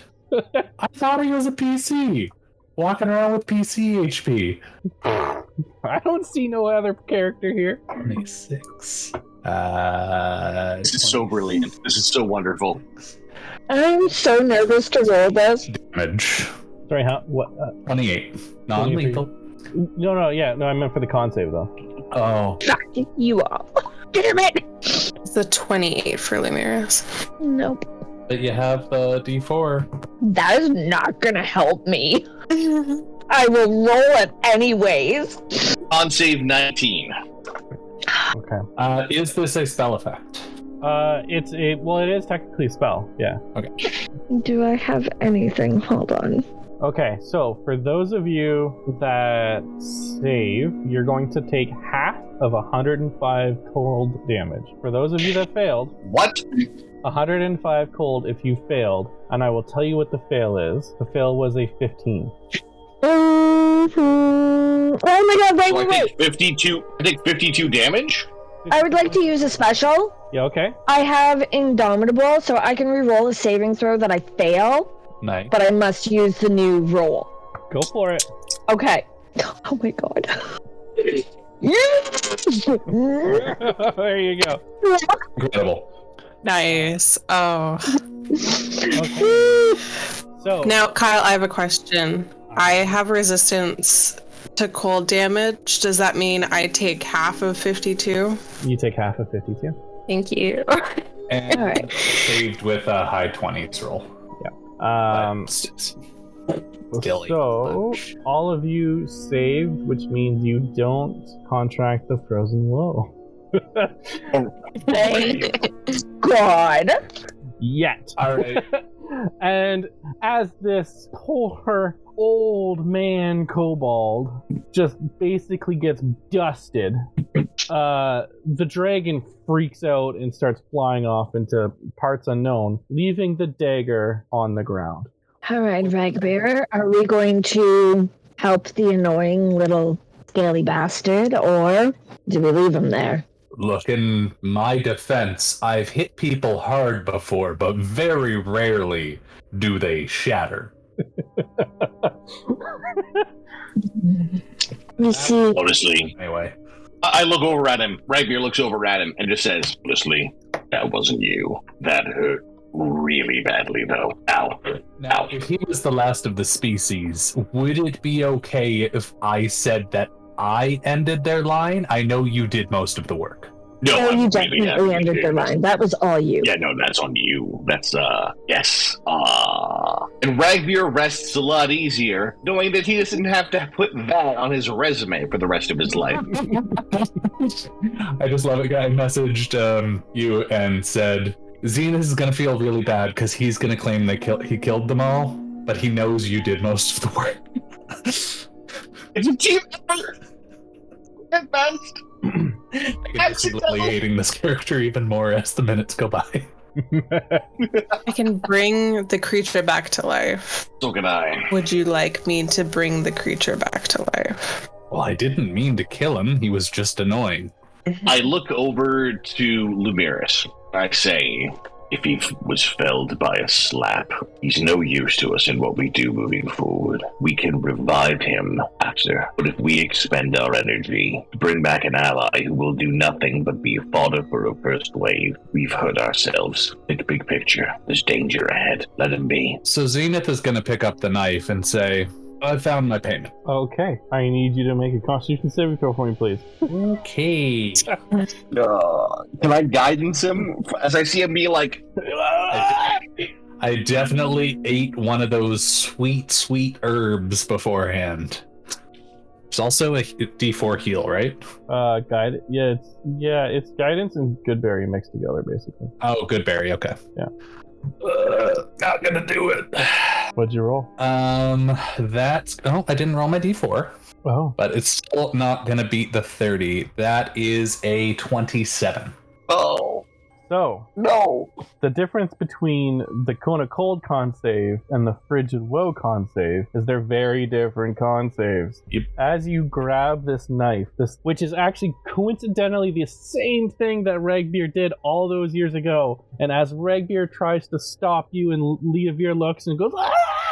You feel this bone-chilling, frozen energy flow through your veins, causing all of your veins to almost suddenly freeze. You feel and see just the blueness of this curse totally encompass your entire body. You are contracted with the frigid woe.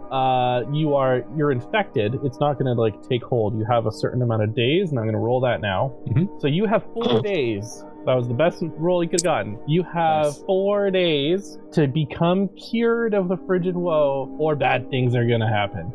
Cool. Is there any immediate negative? Aside from that, I don't believe there is an immediate negative. Let me just double check. I do think you get disadvantage on something. Let me just double check. I think it basically acts as... Your little shrugs are super annoying. I'm sorry that I tried to embody the character. I mean, it's not like Zenith would have known. I think he was very willfully ignorant of the actual danger, and also knew that someone was going to have to pick up the knife, and no, it wasn't selfless. He just wanted the knife and also thought, I can live through this. Is Ragnar immune now, or no? No. Okay, well then good. This frigid woe actually seems to have a stronger potency, maybe because it's been festering for so long. So with this, the immediate issue is basically your exhaustion level 1, and your speed is permanently reduced by 5. Okay. So it's manageable. And after every long rest, you go exhaustion level up until you get to level 4. And the 4th day, if you don't have a cure, you basically contract it, and you turn into a Princess Anna of Arendelle after she got touched by Princess Elsa in the Frozen movie. You turn into a blue shiny statue, and you can be shattered instantly. And I think that's happened to people in the party before. Does Ragbeer explain this to me? Does Ragbeer explain that to you? Yep. Well, no, Chief. So that's essentially how it goes. Kind of why we all went live. Went to reach for that, so... Look, first of all, that's not going to happen. Second of all, second part of my payment is finding a cure for this for me. I still want to keep the knife. Third, if I am going to die, I'm going to die in an epic pose, and I expect my statue to be put up in my temple. That you're also building me. They're part of my payment. Honestly, sold. That seems like a layup. Done deal. Done deal. I haven't killed one for a while. So, I'm going to whisper to Ragbeer, if he freezes, I'm leaving him where he stands. If he freezes in a cool enough pose, I will make the temple to end all damn temples. Okay, that's your thing, not my thing. No, I'm not asking you to make a temple. I'm asking you to come kill a god. And last I checked, that was kind of your thing. Oh, that's definitely my thing. Oh, I love it. So do any of you need to lick those wounds, or should I put this dagger in that hole? Oh, put the dagger in the hole. All right. Well, I mean, we did all get hurt. Do we want to heal real quick? Do we want to take a short rest and roll some hit die? I think I have a tent. I think taking a long rest is probably a poor idea, but maybe a short rest. Yeah. I don't know. I thought we're taking a short rest. No go for me. Pardon? Yeah, long rest is a no-go for a short rest and hit die. You won't last a long rest, but... Yeah, short rest and hit die. I say we do that because we all got blasted. I'm down 50 some odd points. Why don't we short rest and hit die? What do you guys think? I'm down for it. I don't need it, so it's up to you guys. I mean... Oh, you're just fine? Everyone's just fine? I have resistance to cold damage. I'm totally good. I would take a short rest and hit die. I'm not opposed to the short rest and hit die. Okay. That's that. You know, I've only done this like 3 times. I don't really know what my hit die are right now. Now I'm like, wait a minute. I'm not quite sure how to find out. Well, you have 20 of them. Oh, so I'm at full health. That's true. You can blast out all of them if you want. Every short rest you can use 1 or as many as you want, but they only come back after a long rest. That's fine. I will take the short rest to heal up for my damage of wonderful dropped frigid woe knife of frost of cold up my balls, and then I will I'm ready. Just over the campfire. Look, I'm not sad he's dead. I'm just sorry he exploded the way he did.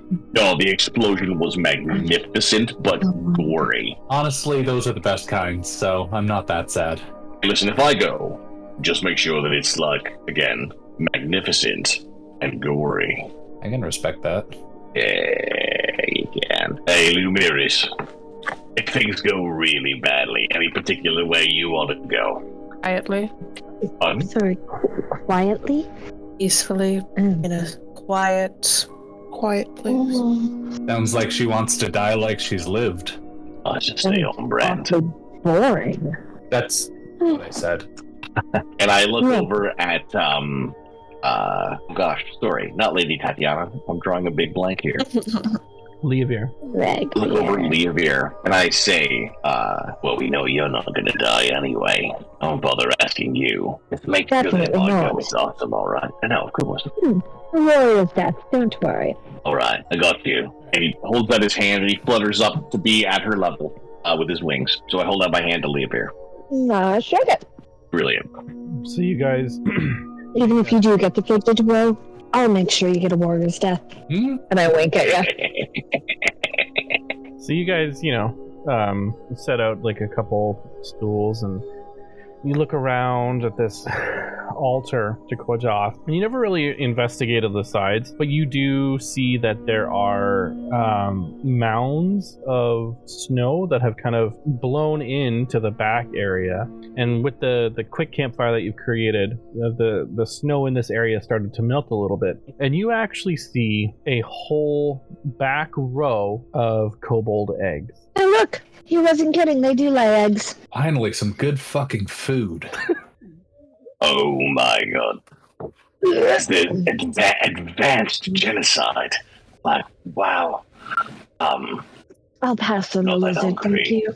I feel like I'd rather protect these in the upcoming battle and try and maintain the, civilization. Peoplehood. Oh, how good of you. That's fine. I filled up on bamboo. By the way, I think as the carrier of this lovely dagger, I'd like to know a little bit more about whatever woe is coming. You said it was contagious? If I remember correctly... I share everything with them I know about the frigid woe, having had it. So the frigid woe is actually... Spoiler alert! Sucks! The frigid woe is actually not technically contagious. It is passable if the disease is put into spore form, or if you come into contact with an item that has been cursed with it. There are abilities that will cause it to happen, and it is an old Aeorian curse that was used to quite literally repel Kwajoth, who at this point Ragbeard knows that the Fang of the North was the protector of this village. So Kwajoth being afraid of the frigid woe was why it only came once every 11 days or so and was quickly returned to where it came from. But when it had come and when it had gone, it did leave things here and there, food and building supplies from its burrowing and things that it might have, left. Could have been, bones or building supplies like structures that it had consumed. You do see Ragbeard goes on to tell you that with the research that he's learned that the frigid woe it's lethal. There's not many cures out in the world as far as he knows. There might be Blade Garden might have some cures left over that they've recreated, and also Islecross back near the very beginning of all of this so long ago might have the cure as well. Well, never felt more alive. Nothing like the present day or the next 3 after it, and I jammed the knife into the hole. Okay, so as you feel the frozen cracks, the ice shift as this knife gets thrusted into this this little altar, and as you get it down to a certain point, it feels like it clicks something down at the bottom, and you can twist it left or right. I'm gonna use some of my thief skills to know if I'm gonna fucking die if I do one or the other. What would you like? Make a sleight of hand? I would say sleight of hand. Yeah, make a sleight of hand check. With disadvantage. So that is automatically going to be a 10 for 32. Oh, it's 10 for 32. Yeah. It doesn't seem like this is a trap mechanism. What? It seems as though it's like a rotatable platform elevator pulley system. As you move it, the platform goes up and the platform goes down just ever so slightly.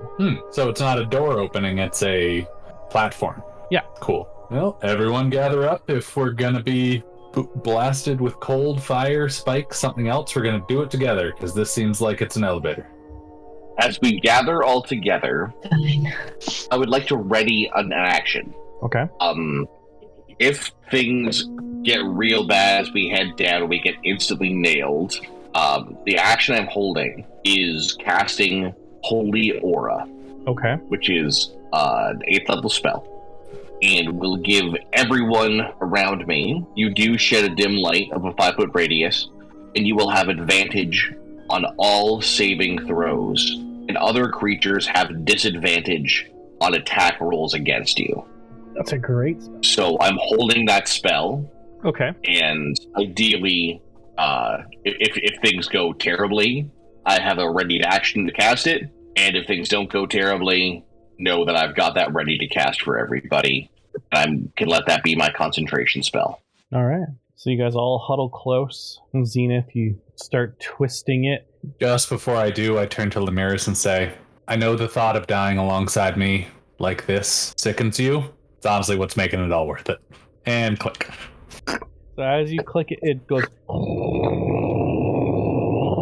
You feel the ground underneath you as this tiny raised altar starts spiraling down, and it's this very thin corridor. It's maybe only 10, 15 in a diameter, like in a radius. So you guys are all really kind of hunched together in this very tiny hole. As you're going down, you see the remnants of the light from outside start to fade, but as you see the light, you see carvings of cobalt etchings. You see writings in Draconic stating, "Oh, Quajoth lives," and you see, free Quajoth, and you see, "To his realm we must go." Very really like horrid, decrepit writings about Quajoth and what it might do to you, and at some point it just becomes so dark as you hear the muffled rumblings of this elevator pulley system just going down and down and down. And for the two that have come into contact before with Quajoth, in your minds you start to hear Quajoth, and it goes, familiar scents approach us. We remember all that we have consumed. Your friends, your families still drip from our teeth. Come and be reunited with your kin, so that I may be reunited with mine. Oh, Ragbear, you're making a face. No, because what if it... Do you guys remember, do you remember in the other game, there was this myth or this legend that if you attacked or went after one of these three gods, they might band back together, like Quajoth and Ukatoa and the Phoenix Bird God one? Oh, shoot, what if killing this thing is the wrong thing to do? I don't know, I'm pretty blinded by vengeance. I'm probably going to go kill it, but... Oh, shoot. The chamber when violence is good. continues to descend down and down. And you start to... Pass this on. By the way, I tell the team. I tell the team what I've heard. But you said two of us have heard this. Right. Who else Make a has perception check. someone else's Mechlanja before. Well, that's a natural 17. That with my perception check becomes plus 11. So that's 28.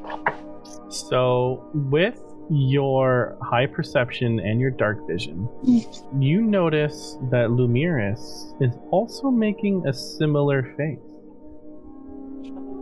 Kyle, how long does it take to get from top to bottom? Sorry.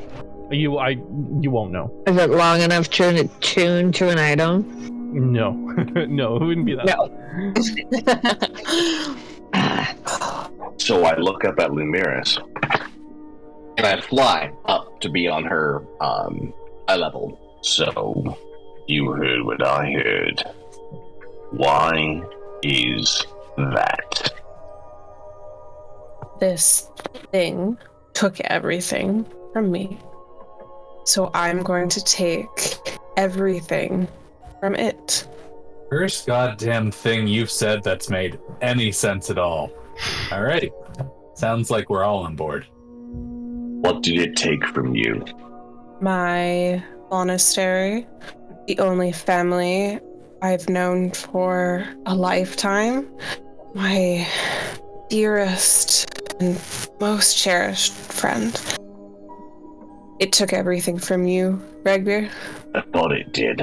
Lumiris, everything isn't everything. Remember that as we do this. Everything is still to be won.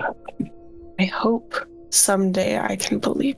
You will feel it today. I lost what I thought was everything. Before I became part of something that I never thought in a million years that I, a goblin, would become part of what I became part of. Wajek is not the end of our story. He never has been. He's an exceptional footnote. Let's put him down, but he is not the end of our story. Your path continues. So does mine. So, as this rumbling starts to slow, you feel the descent has kind of reached its apex. It's getting to a point where it's no longer getting faster, and you just very quick, and you hear a tick tick tick tick tick tick tick, like it's the knife is still trying to go down more. It's going tick tick tick tick tick tick tick tick tick. In front of you is a corridor with an archway similar to the archway that you'd seen coming into this altar room. And beyond that, you see really a whole lot of darkness and not much more. Sorry, I'm still reeling after that wonderful little moment they had. Be close to me for a moment. We will need to eventually spread out, but for a moment, let's be together. Let me quickly just check. Again, no. Sorry, you Ragbeer? Oh, you know. I've always been sentimental. You don't get wings without being such a way. Now, let's talk tactics. Stay close to me for as much as you can. I will provide you with strength for the battle. But when it's time to run. Spread out. And bring everything you have. I never do anything less. I'm a hit and run specialist myself, though I'm feeling a little sluggish. Might be sweater weather. Just so I am more familiar, since I haven't seen either of you fight, do you whack things with your stick, or are you more of a shoot from afar type? Yeah, you two. The ones that she hasn't seen fight. You two. The two I don't know, you two. Or Zenith, was it? Would you like to answer? Oh, sorry. Your stick? Well, I don't have a stick. I thought she was talking to you. I do have a stick. You also have a stick, don't you? I assume. Honey, buy me a drink first. Just look, I've got this shield, and he kind of flexes his arm, and radiant sigil of a very magical shield kind of comes over it, and I've got. Oh, great! He's sparkly. He is definitely sparkly. And he will mage hand something off of his belt into his hand and ignite what looks to be basically the plasma of a sun. The blues, reds, golds, and silvers. Puts it away. I move quick. I hit hard and accurately. I have... Okay, what kind of range does that have? I gotta get up pretty close, but that's generally not an issue. All right. It's like me have a bit of a magical jaunt. I call it my starlight step. I'm also a lot more resistant in the seconds coming out of it. Hector, where did you find Sparkles? Honestly, from the greatest place you've ever seen. I want you to imagine this. He's Xandrin's first mate, and he can't wait to kill Xandrin. You know, I'm looking for help if you're not busy after this. I'm pretty busy. I've been there, done that. What I'm saying is, he's on top of people, and Xandrin trusts him to be devastating enough to make a difference. Also, have you seen his hair? It's magnificent. I put him in battle for the inspiration alone. Oh my god, don't fling it like that. Shit to do, God. I have another Numeris. sleeve, but those are for me to know and you to find. You getting close. You getting close, and you create devastating damage. I could create strength for you and pain from a distance, or pain up close. I think, Numeris, our tactics may depend on your strengths. How do you want to avenge your fallen? I'm going to rip the thing apart with my hands. Awesome. Okay, I'm not exactly sure what it means. That's awesome. And I want to see it happen. So what I'm hearing from that is I like to get up close so I can touch it with my hands and rip it up. Right up close, Yes, or are you distance that would be oriented? accurate. Okay, No. so Leovir, unless everything about you is entirely changed, I'm assuming you might be in the background. With some distance, raining fiery death upon Quadjet himself. Oh, well, you see, I did. Sorry, hold that thought. I thought I had something. I'm having a hard time deciding because, I do have Fenris, but then I've kind of also been toying with bad news a whole lot more than what I used to. And I pull out my two-handed shotgun type weapon that Percy had made for me. I've gotten a lot better with this one. How about you have fun and see where the spirit takes you? Yeah, we'll see which one I feel like playing with. So, at the bottom of this altar, you head on out into the darkness, and you can feel the rumblings, something stirring below. The whole tunnel shakes. You can tell just from its size that this is probably a purple worm tunnel, or quite possibly it's Quadjoth's tunnel itself. And at every rumble and shake, you see earth just dust, cloud your already dark vision. Every now and then a boulder will fall beside you, and it takes about every 20 or so feet. One of you guys, your dexterity is pretty high enough that you're able to jump out of the way for the most part of any falling debris as this tunnel seems to get kind of a little bit bigger and then a little bit smaller, a little bit bigger, a little bit smaller, and you can kind of see as it the way it's created is it's being eaten inside, and it's creating these very almost elegant design in this tunnel, in this rock, as every 20, 30 feet you go up and then you go back down, and then you go up and then you go back down, and you go up, and it's a very solemn path. And then after some time, maybe about 2-3 hours of walking down this tunnel, you all need to make a perception check for me, please. And remember, you do not have this is dark. That's a nope. It's a nat 1. I'm walking with my eyes closed. That one because I have disadvantage, but it is treated as a 10 for 16. They do have dark vision. So 25. Everyone, I guess, except Ragbeer, you're all casually walking along and you're not realizing anything. But Ragbeer, you start thinking about the first couple hours of this journey inside, and you're remembering those divots and those divots and those divots, and then you realize for the past hour or so, there's been no divots. You look down, there's clearly still gravel and terrain. You look up, and then you realize you no longer see the earth and boulders falling.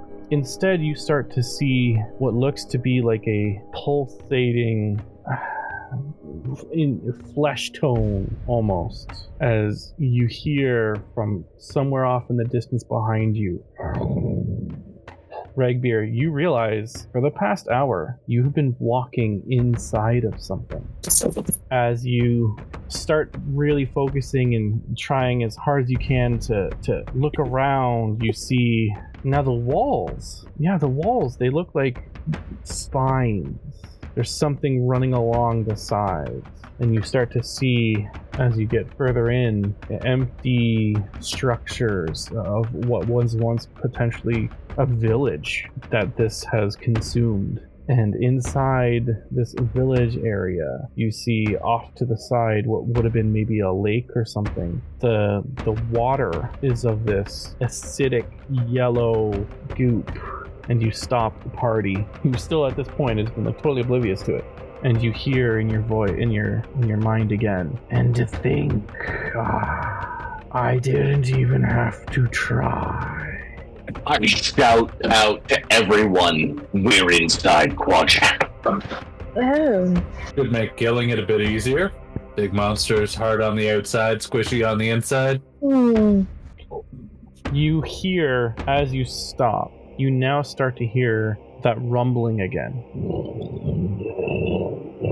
It's closer. It sounds like it's in your face as your dark vision starts to adapt to the surroundings a little bit more. You look around and maybe you guys go to the side and you actually start to see the walls a little bit. Your dark vision, cuts off at some point, right? So you can't really see anything in front of you. As you get a much closer look, you realize you are not alone, as two purple worms burst out from the ground that the Quadjoth has consumed already. And I need everyone to roll initiative. No! Oh my god. Oh, that's terrible. Wait, so we are fighting purple worms inside of a giant... Oh my gosh. Have you guys looked at Roll20? He's a big boy. He's a big boy.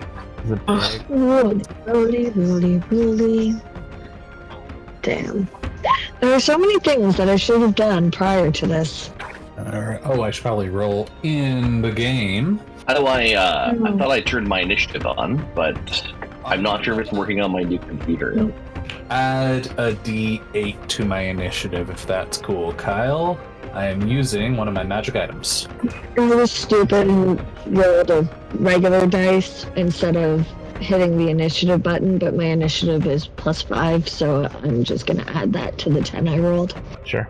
Hey team, how mad would we all be if I didn't actually use my level 8 spell to do that? Do what? That holy aura thing where you all got advantage on your saving throws and everyone had disadvantage on attack against you. I expect you to fight for yourselves in this moment. Because that's what he's Of course you do. Of course he does. So I'm torn because I could give you all holy aura, or I could cast Earthquake while inside of Quadjath. Oh, darling, I have full intentions on possibly throwing a fireball or two. So. Okay, I cannot figure out how to do initiative on here, but I did roll an 18. Okay, I'll edge. Fine. I don't know why I'm at I don't know why I'm showing it 16. I'm supposed to be 9. There we go. It shows 9 online. It was supposed to be 9 + 6. Oh, no, I rolled a 3, so I put in 9. I didn't my math.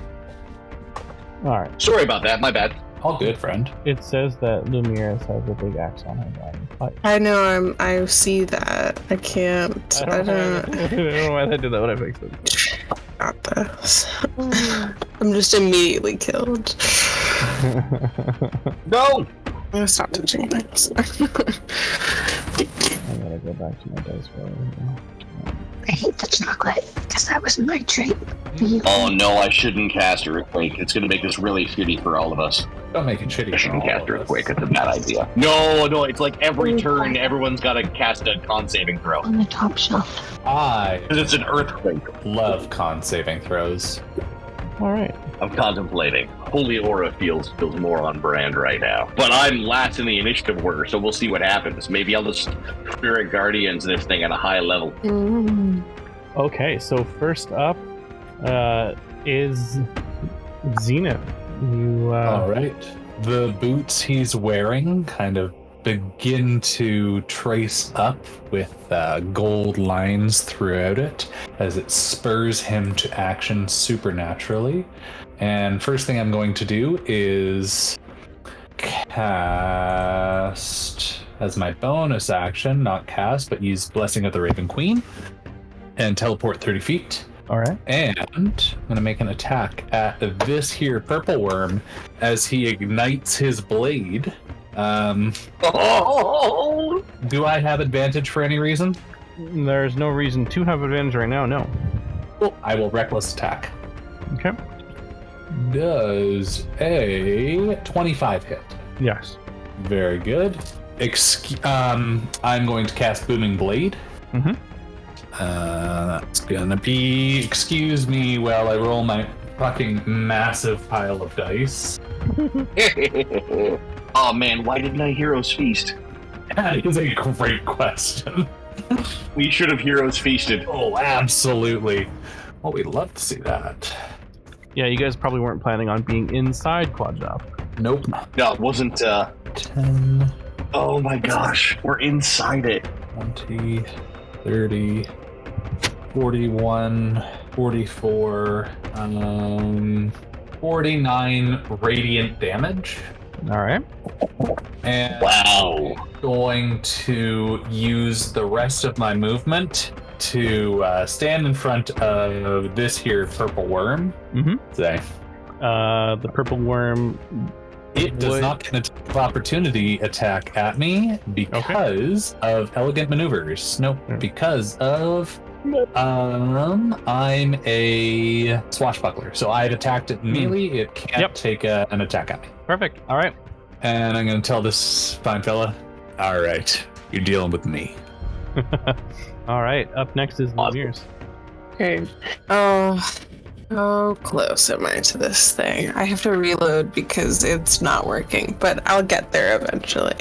How far am I from the guy on the top as it loads back up for me? You're about 10, 15, yeah. Great. I'm gonna run up to that guy and just start punching it really hard, I think. Yeah, go nuts. Okay, so I'm gonna do 2 attacks to start.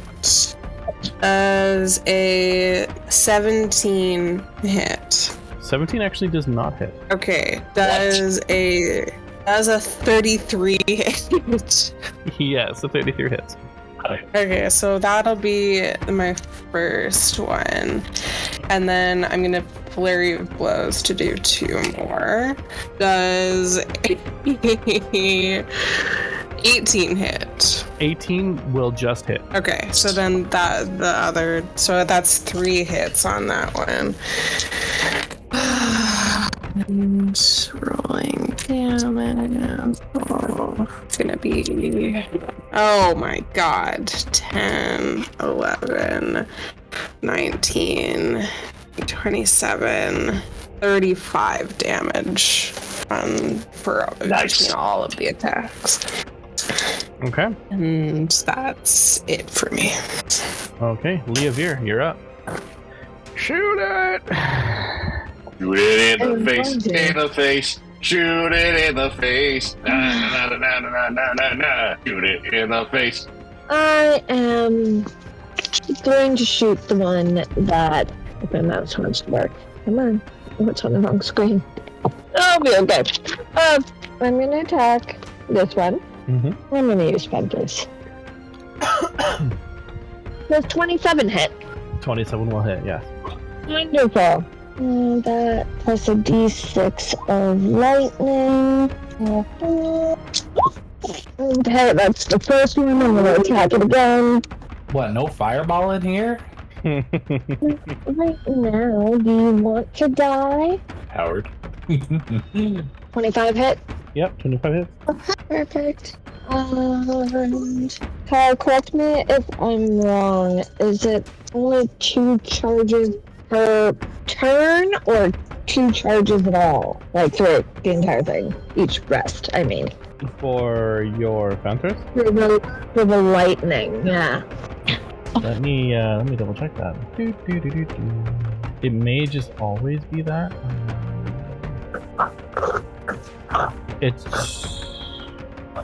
It's just lightning damage. It just does extra lightning damage. It's just additional d6. Okay, but it says 2 out of 2 charges, so can I only do that? That's the bramble shot. Okay. The bramble shot is different. That's when you when you hit with an attack, it deals an extra 3d8 piercing and must make a strength save. Blah blah blah blah blah blah blah. Okay. I don't ever do the bramble shots. Alright, and then third attack. 27, yes. Stop fighting with me.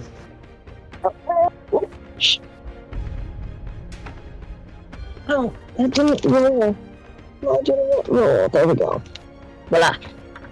Alright. Those are my hits. Not my hips, my hits. Can you only do 3 attacks? Yes, that's all I can do. Okay, yep. 3. And I forgot to sneak attack because I haven't played a rogue in forever. So next time... Well, you didn't have advantage anyways, unfortunately. But I could have still sneaky because they're both engaged with other parties. True. Oh, that's true, yeah. I forgot. I'm being an honest rogue. I'll save that. I will save that for next time. Alright, Ragbeer, I believe it's your turn. It's actually almost not. It brings us to the purple worm that has been attacked, more so. And I rolled bad initiative, I'm sorry. It basically, it's going to burrow down underneath Lumiris. And it's going to come up kind of right here as it goes. And it comes out into view again, and it's going to bite Lumiris. It's going to go chompy chomp with a 24 to hit. Yeah, that hits. And it's going to do 27 points of piercing damage. Okay, interesting. Good call, good call. And then I need you to make a dexterity saving throw for me, please. No. Okay. Why didn't I get to go first? She's a monk. She's got this. Okay, that's a 20. All right. Not enough one. You are not swallowed. But as it... Congratulations, you are not swallowed by a giant worm inside of a giant worm. As it bites you and it can't swallow you, it turns and it shifts and it bites Ragbeer for a 22 to hit. I get a hit too now. Oh yeah, that's a hit. Alright, so it's going to do 21 points of piercing damage. And I need you to make that dexterity saving throw for me, please. Dexterity saving? Natural 20! Alright. Yeah! That's great, because Ragbeer is as dexterous as a drunken ostrich. And they're saucy. As it fully comes out after it's made its first bite and then coils and makes its second bite, the tail comes flying out and it swings towards Leovir, and it's basically a range attack, but it's melee with reach. It's crazy huge as reach. To do a 33 to hit. Does that hit Leovir? You have combat music playing. I have combat music playing. Oh, send me your link. I want to listen to the same combat. I'll send you my combat music. Here it is. Kyle, so, when it moved, it took an additional 19 points of force damage. Thanks for letting me know. Nice. Cool. No problem. I should have let you know when it moved, but I forgot until now, and I was like, oh, it's over there. It's all good. I'd also like to do uncanny dodge, so whatever it does heal me, it's half. Alright, so it does... Please and thank you. It does 17 points of damage, and then halved it would be 8. Cool. You too are a scholar. And I need you to make a Constitution saving throw for me, please. Hold on. Let me get the 8 first. on a Constitution saving throw. Saving throws have not been my forte tonight, but that's an 18. Ooh. You, as this tail comes at you and it hits you, you feel the sting of its stinger as it gets lodged within you, and you take 34 points of poison damage. I think that's Bastard. With the uncanny dodge, it's still one attack. Yeah. So you I think you reduce all oncoming damage on the attack. So it would be 34 halved, so 22. You take 22 points of poison damage. 34 halved is not 22, it's 17. 17. I thought it was 45. He's an honest rogue. Yeah, honest rogue. That's good. Apparently I can math today, so... But that does actually end its turn, which brings Ragbeer is up. All right. Ragbeer flies, his ethereal spiritual wings extending, and he flies upwards towards the middle of the party, to about here. Okay. I think. Everyone should be within 30 feet of me. Yeah, you're good. And Ragbeer holds his holy symbol and looks to it, and realizing that he's in for the battle of his entire life with pretty great people, casts Holy Aura. You all now have advantage on all saving throws. Every attack roll against you is at disadvantage. I am above the ground. I am flying at like the highest level where I can still cast this to them. Oh, I love that. With my movement. Okay. And I don't think that I can actually take any bonus action. So to be honest, I probably admire Zenith's hair and think like, honestly, it's a really good choice. I gotta try and see if I can get that someday. But as silly as he's feeling, he wants to tear this world down and see it sundered before him. So let's get it done. Now you're speaking Zenith's language. All right. War clerics, god of war. And so, yeah, Holy Aura, everybody. Enjoy. It's my 8th level. Very nice. Nice. Brings us to the second worm, which is going to... it's going to attack Zenith. It's gonna use its stinger first for a 20. Disadvantage, baby. Oh yeah, disadvantage. Sorry, my bad. Disadvantage, Holy Aura, son. Doesn't. Natural 1. Natural 1. Zenith raises up his hand in front of his face, clenches his fist as the shield materializes, deflecting the stinger blow. Oh, that's perfect. The emblem of the sun, a dark star shining true. And it's going to, as it's on its way around, still within range of you. He's technically like there. He's pretty. Yeah. Okay. Yeah, he's. Well, I moved there, and yeah. Yeah, it's the tiles are weird, but he is technically still within 5 feet of you. He's coming over and he's looping around to Ragbeer as this worm like flows past Zenith. I would say technically, as it's moving past you, as its head moves past you, you could, even though it's still within like combat melee range from you, it's not leaving melee range. It's big enough, you could probably make an attack of opportunity if you want. I would love to do that. Natural 20. Which nothing else is within 5 feet of me. That's going to be doubling my dice. Oh, goodness. Goodness. Oh my goodness, I'm gonna wake up my kids. I was on mute and I shouted so loud. Do you want me to roll? Oh, yes!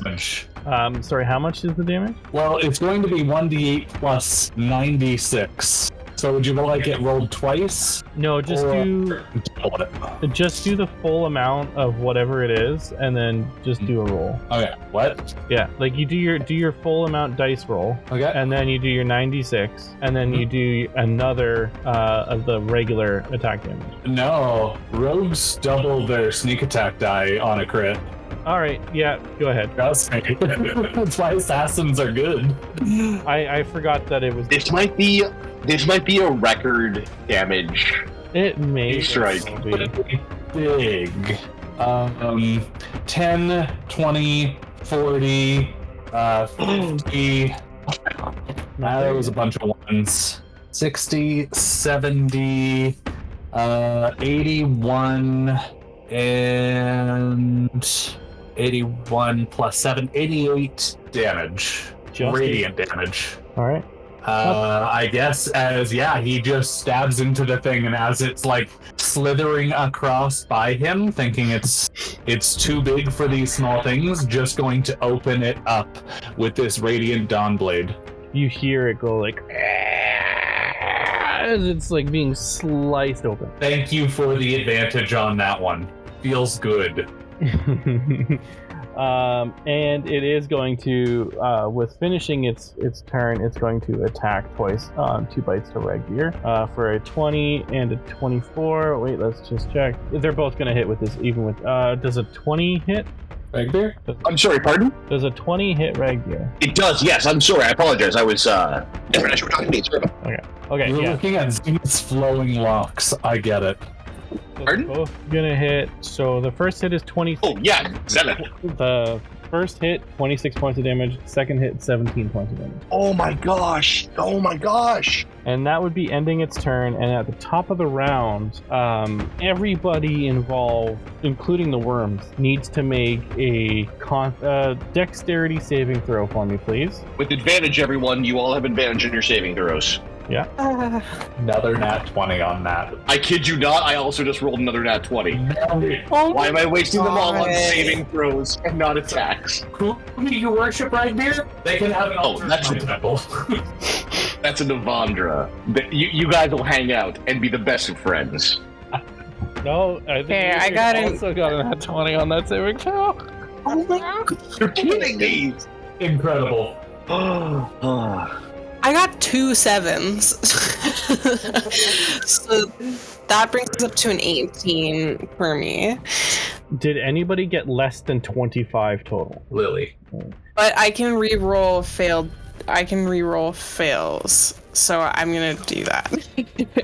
Yes! Yeah, I feel like I'm gonna spend. does. Yeah, I don't like that at all. So I'm gonna spend 1 key point to get a 26. So Love you that. guys all managed to stay on foot as you all feel yourself be quote unquote consumed further down into the body, causing you all to go down to about here as the whole entire terrain just shifts as you're like, whoa, as Quajoth is literally consuming you guys further and further into his. Oh no. It doesn't change anything because it's literally the ground is moving. Or the ground's not moving, he's moving through it. But the closer you get to this acidic pond and then further beyond, well, you never really know what's going to happen. I got it. Oh no. So You guys are like, move you to a little bit more appropriate. You're not, Zenith isn't actually doing nothing. It's more like that. kind Dina of. Yeah. is dead. Yeah. I can You're not in it. You're nowhere near it. It's just the way the thing that's is. fine. But top of the round, you're up. Yeah, I'll step over to here, make my attack at this guy. No reason I have advantage, right? I mean, it's in combat with Ragbeer, I guess, technically. I get sneak attack regardless. I just want to know if I'm going to attack with dex or strength. Oh, okay. There you go. So assuming I don't get advantage just naturally, I'm going to reckless. And does a 22 hit? Yeah, Nice. Booming blade. of course. Brilliant. It is brilliant energy. Haha. 10, 20, 30, 40, 56 plus 7 is 63 radiant damage. And I'm gonna get between myself and, well, Ragbeer's flying, I guess. I'll get myself over here. Okay. Look back to Lemiris and say, how you doing punching that one? It's going to die eventually. I think mine's nearly down. Which brings us to Hey, Lily, turn your mic towards your face. It's so far away. Absolutely not. Oh, okay. So Simply not. I'll be right back. Sure. Wait, how do I use the bonus? Fuck it, I rage. All right. He rages. I stamp my feet down and grit my teeth, but it is a silent rage, a smolder. Oh my god. Okay. Honestly, I'm imagining that his hair blows a little bit, as though a fan suddenly appeared, to just give it like this gentle waft. Yeah. I hear so much 80s hair metal whenever I see Zenith. Lumiris, you're up. Okay, so looking around, we're in a digestive system. This is going badly in general. So could I maybe intuit, based on the fact that these worms are in this digestive system, do I think that they might be affected by poison damage? It's hard to tell. They haven't been hit with poison damage, but it does. Unless you're gonna like really like maybe you take like a little bit of a drop of the poison, like smear it on them, see what happens. You're not gonna, unfortunately. Okay, that's fine. What I will do is I'm going to hit a bunch of times. Again, this big worm seems to be my main option, and so I keep forgetting I have to do math. As a 27. That's a 29. Yeah. I'm gonna flurry of blows, so that's a 25. Yeah. That's a 29. Yeah. So that's 4 hits. I'm going to. It's so violent. It's just so violent. I'm gonna also spend another key point to do Hands of Harm, which does additional necrotic damage and poisons the target. So Hands of Harm? Yeah. Yeah. Pretty dope. So okay. So these aren't great. That's 13, 15, 18.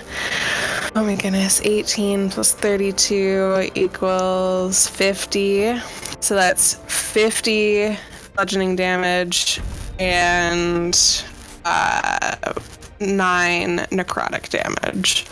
Okay. So 59 altogether, and it's poisoned.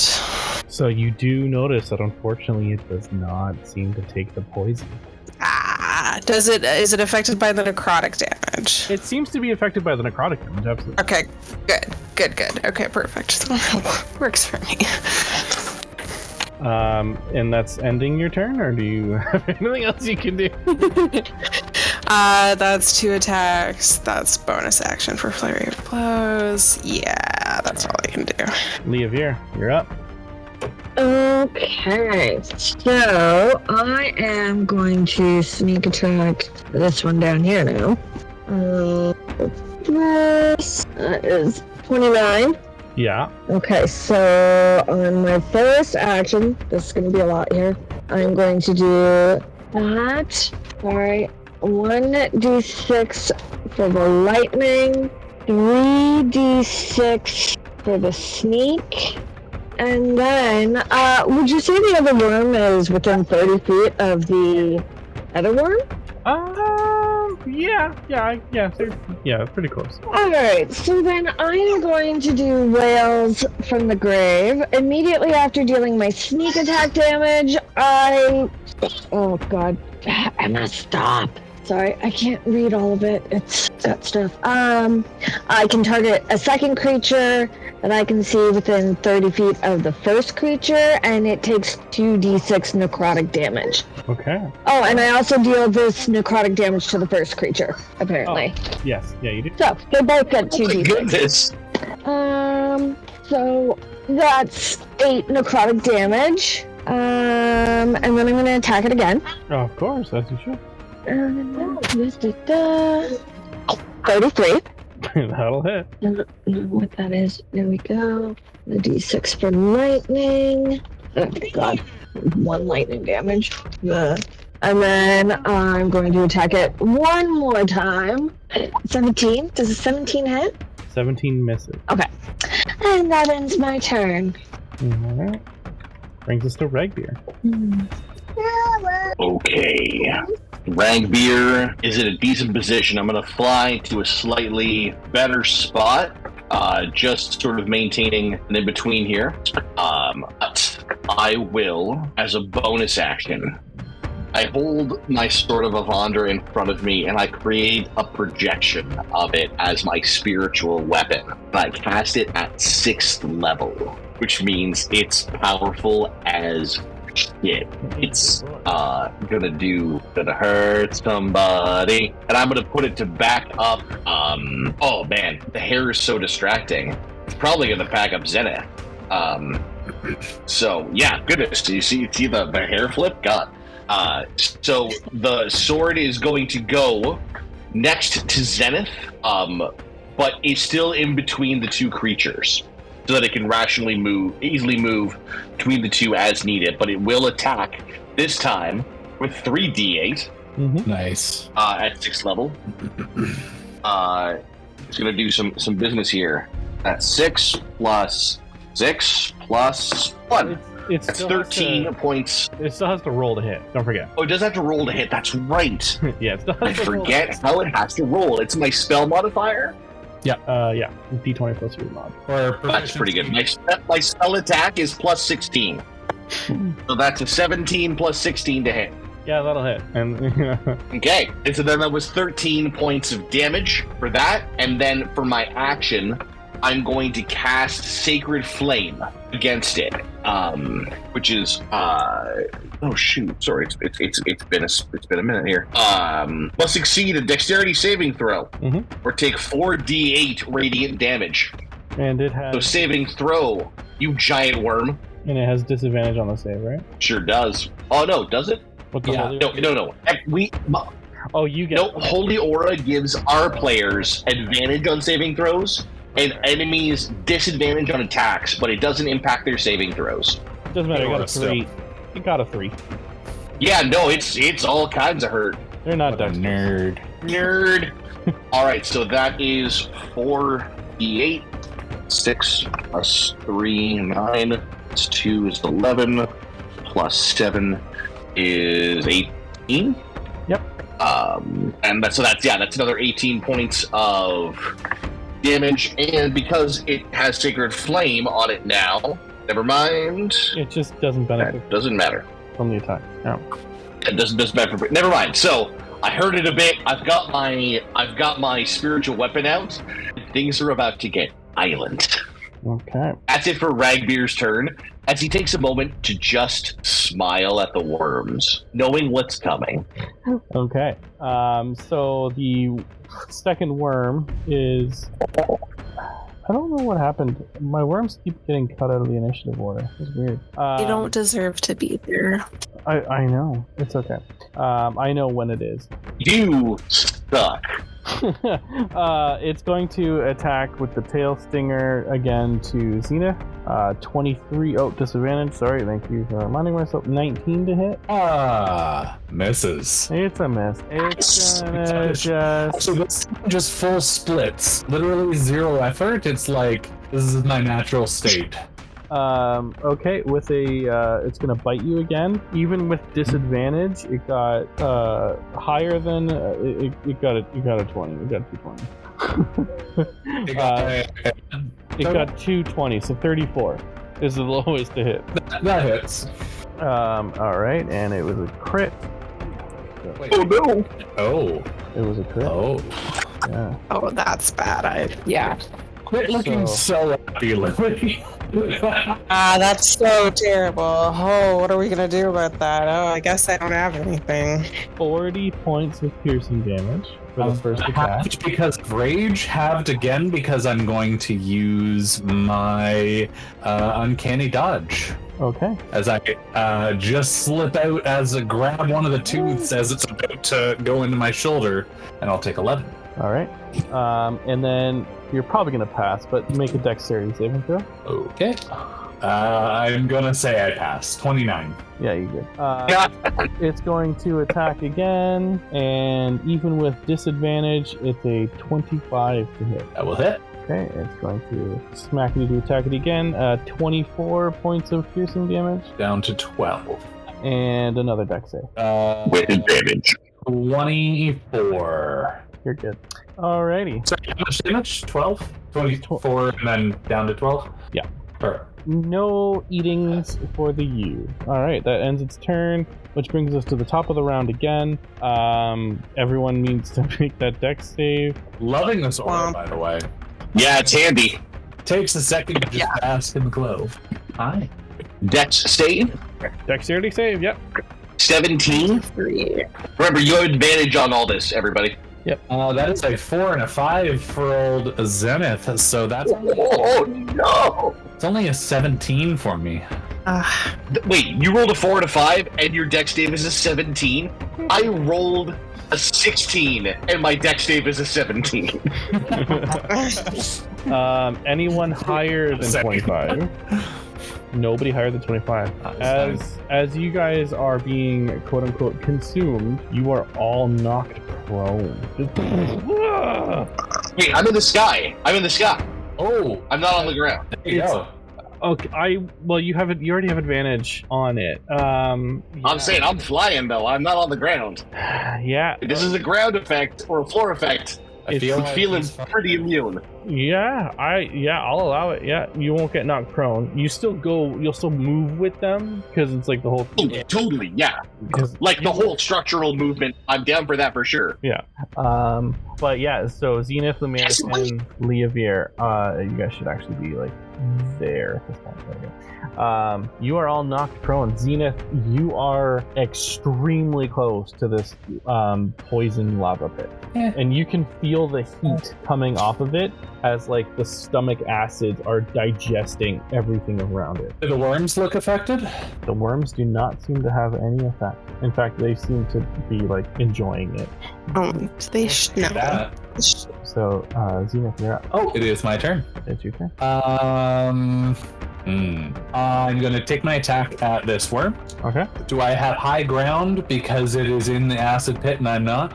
No, unfortunately not. It's not a. It would be way too big. Attack. It's way too big, and it's like the same level. Like, It is hard to get on the high ground of a giant sorry. animal. Sorry, let me, there's another natural 20. natural 20. It's insane. I mean, Also, look at those dice. Look at those dice. I don't even need to reckless now that I remember because of our lovely friend here. I'm not even gonna need you to roll. How do you want to do it? Okay. Zenith is going to use his Starry Step, moving sparkle trail through the sky.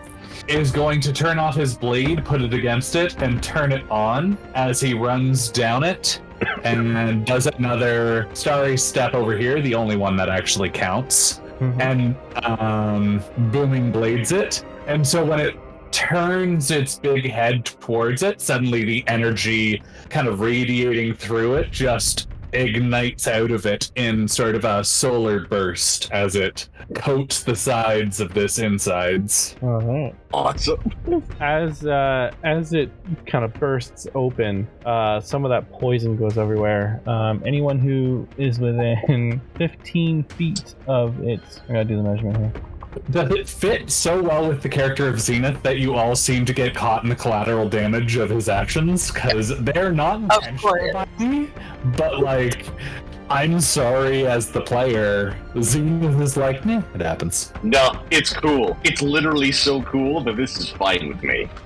So anybody within the 15-foot cone, which is technically Ragbeer and Lumiris, you guys do unfortunately take a little bit of that blast damage. It is poison. It is like acidic poison. Make a Constitution saving throw for me, please. 11. 25. Oh no, we have advantage on saving throws. Yeah, you do. 11, because that was a natural 1. So I'm glad we have advantage. So On a fail, you take 22 points of poison damage. But on a save, you take that. And the DC was 16. Lumiris is going to take a full spray of poison to the face. She's going to lick it off and totally unaffected by it. She's immune to poison damage, and she's just gonna Nice. She's gonna turn to Zenith and say, "You should be more careful." I'm not the one covered in acid. Brings us to Ragbeer's hacking his lungs out in the background, by the way. Lumiris, you're up. Also, okay. Still alive.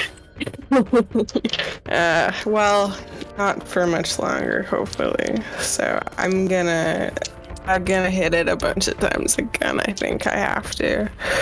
Kyle, I was trying to position. Oh, it's too big for a flank, isn't it? Never mind. Sorry. Yeah. Okay. We said that a 17 doesn't hit, but I'm gonna spend 1 key point to turn that into a 19, which does hit. Yeah. Okay. So that's nice. 4 hits again.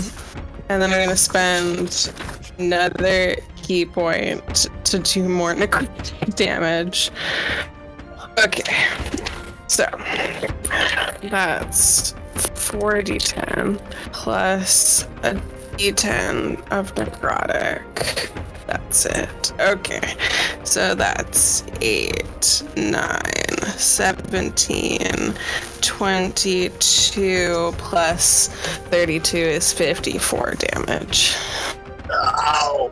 As nice. you just full on punch the crap out of it, you start to punch as you're making, like, you've just like consistently been hitting in the same spot. And as you do, it's like with the movement, it's like as it rolls over, you basically like started to like cut it in half with how many punches you've done, and you essentially kill it, causing it to just... Yay. No explosion in this one. There was no, but there's a pooling between the two sides of this acidic ooze that seems to be like gooping out kind of all over the ground as it seeps into the terrain. And you're still technically in combat, being consumed, but Okay. you are pretty far away from any known entrance at this point that you know of. Every 24 seconds, you are being consumed further and further deeper. So this is your bugaboo. How do we kill this thing? Well, that's a really, really good question. Ragbeer, do you remember when the cat got swallowed by a worm? Remind me. I'm pretty sure he cut his way out. And I'm going to stab the ground with one of my arrows. Well, the ground is still ground. It's not flesh. Oh, it looks fleshy. I know. Okay, can I stab something that looks fleshy then with my arrow? Yeah, the walls look fleshy. All right, I'm gonna stab a wall. I don't know what you want me to roll for that. Roll just an attack to hit. Improvised weapon. I think it's going to use your strength modifier. Improvised weapon? Count it. Yeah. You know what? Just count it as a dagger. Attack with a dagger. Okay. Attack with a dagger? I can do that. Yeah. 12? So as you feel like this. As the dagger goes in, and it's like, it just doesn't seem like it goes, and it seems to make like a big difference. But you do see, like, as you poke in, it's kind of like a waterbed, right? So it's like you poke a waterbed and like a little, like you pull it out, and this like ooze just as you pull out your knife. Make a dexterity saving throw. You still have your holy aura. Good. The first one's 27. And let's go with the first one. Yeah, first one's good. So as you pull the dagger out, you just see like, you're like, uh-oh, and you pull over to the side really quick as this line of acid and like intestinal fluid just flows past you. And you see like there's, as the thing is flowing, it seems to slowly regenerate itself to like heal the hole. Okay. Seems that this is not the most effective path. So here's the question. Do we kill it? Or do we leave? Hey, Kyle. Yes. Do I know how to find its heart? Do I know how to kill Quadjet from the inside? We had the poem about devouring stone. Ragbear's smart. Does Ragbear have any idea about how to kill Quadjet from the inside? Make a Arcana check. Arcana? Nuts. That's a -1 for me. So that's an 18. Roll a 19. You think about the poem for a minute as you guys are very obviously getting you're watching as you're just floating on past as you're just flowing closer and closer away, and you're like, there's got to be something to do with it, and then it clicks. You remember what Quadjath's enemy is, the Frigid Woe. Brandish the dagger. I call out to Zenith. Is it Zenith or Zenith? Zenith. I call out to Zenith. The dagger. The dagger is the key to this whole thing. It wasn't just our way in. The dagger can down the beast. I don't know exactly how to get us out of here, but if we can make that dagger into the flesh of this beast, I can get us out. I knew I had something special in my hands. Remember what I asked of you in payment. Now let's kill a fucking god. And Zenith will walk over to where the arrow went in. And yeah, I don't care if I have advantage. It's going to be a reckless attack straight in. Nice. Not even just like, oh, let's stab it a bit. No, the whole arm's going in. I don't.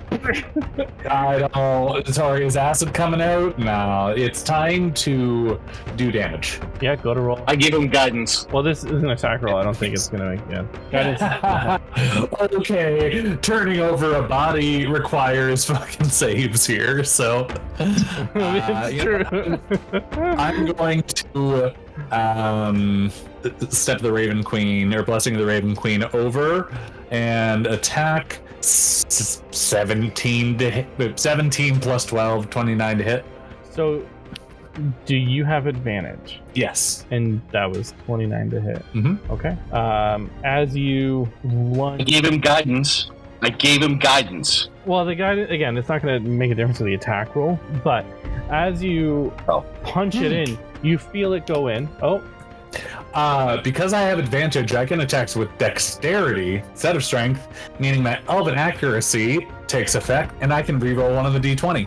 Okay. Let's go. Which is going to be an 18 plus 12 for 30. 30.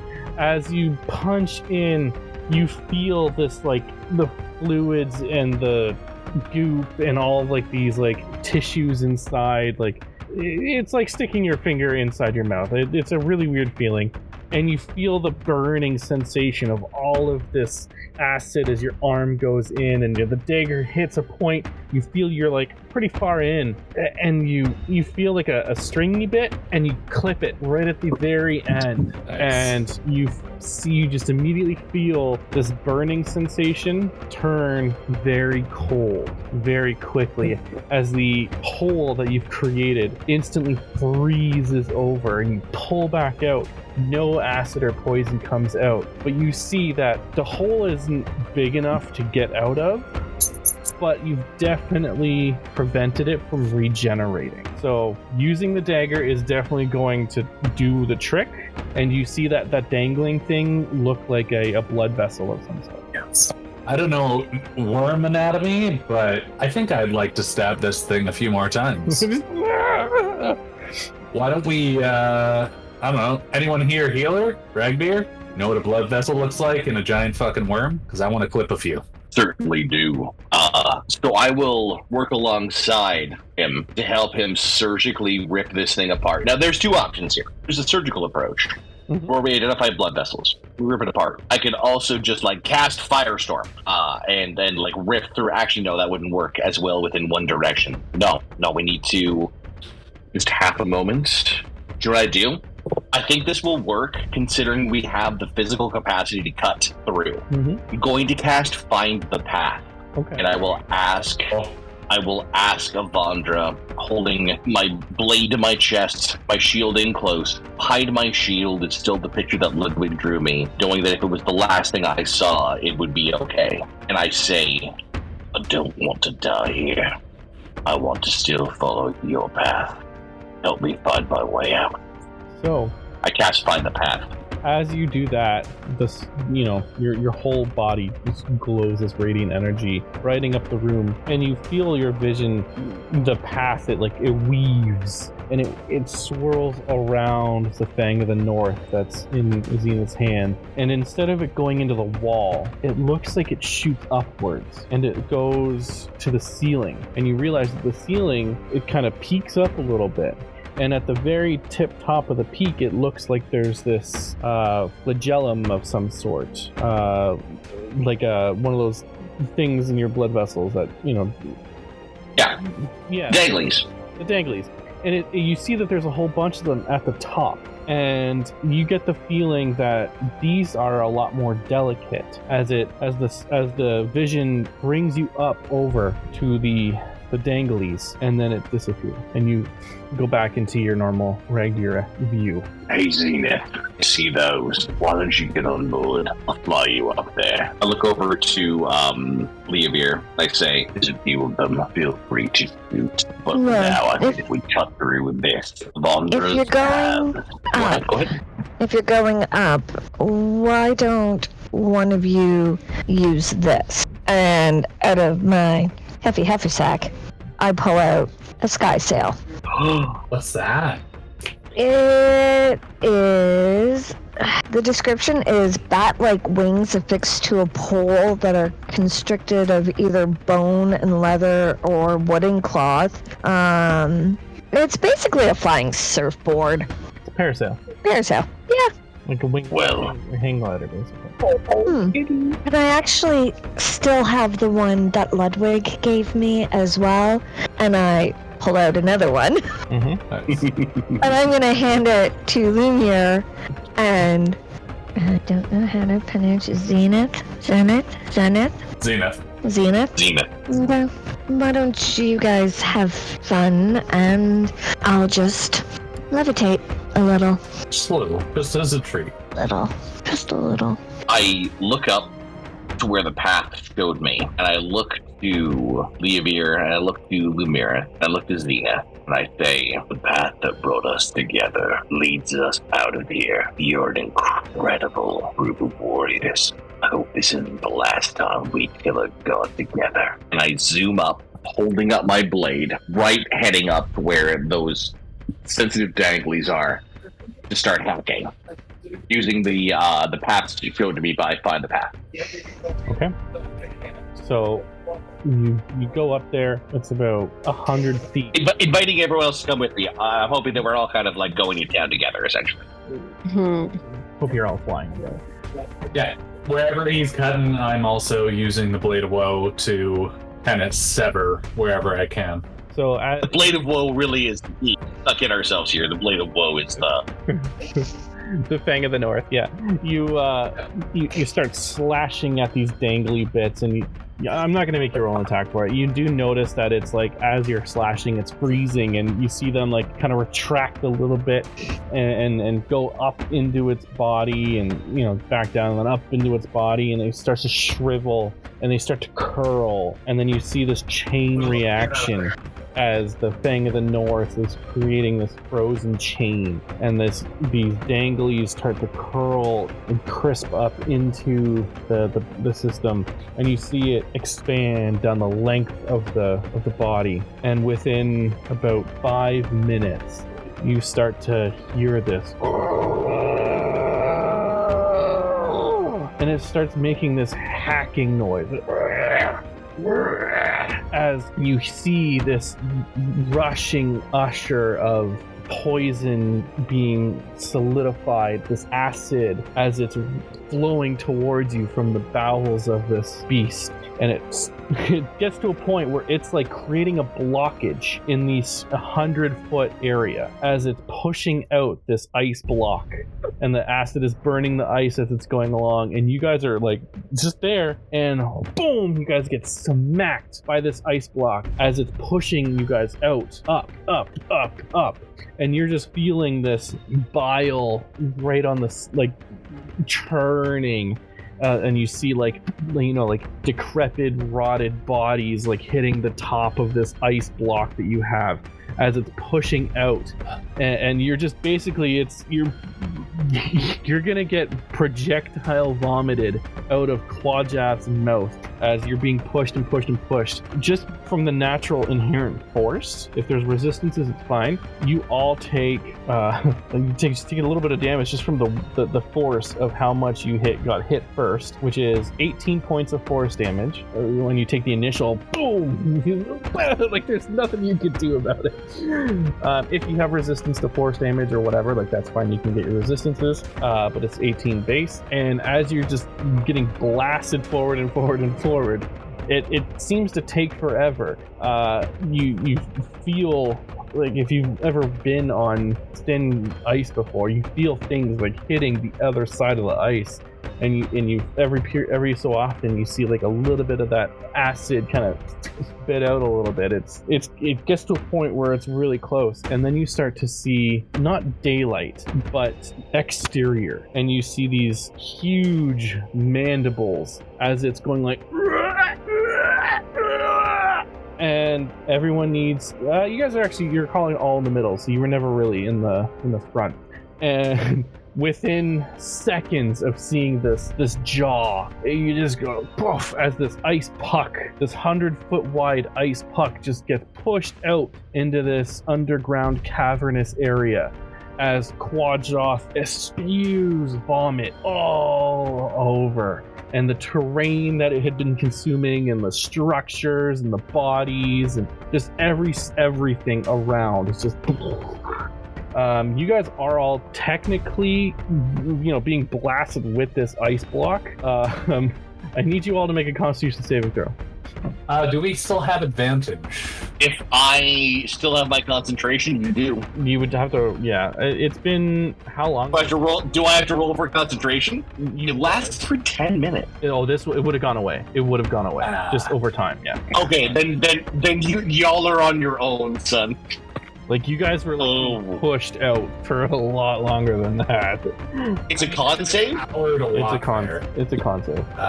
14 from Lemire's. 26 for Azina. 8. Oh. Okay.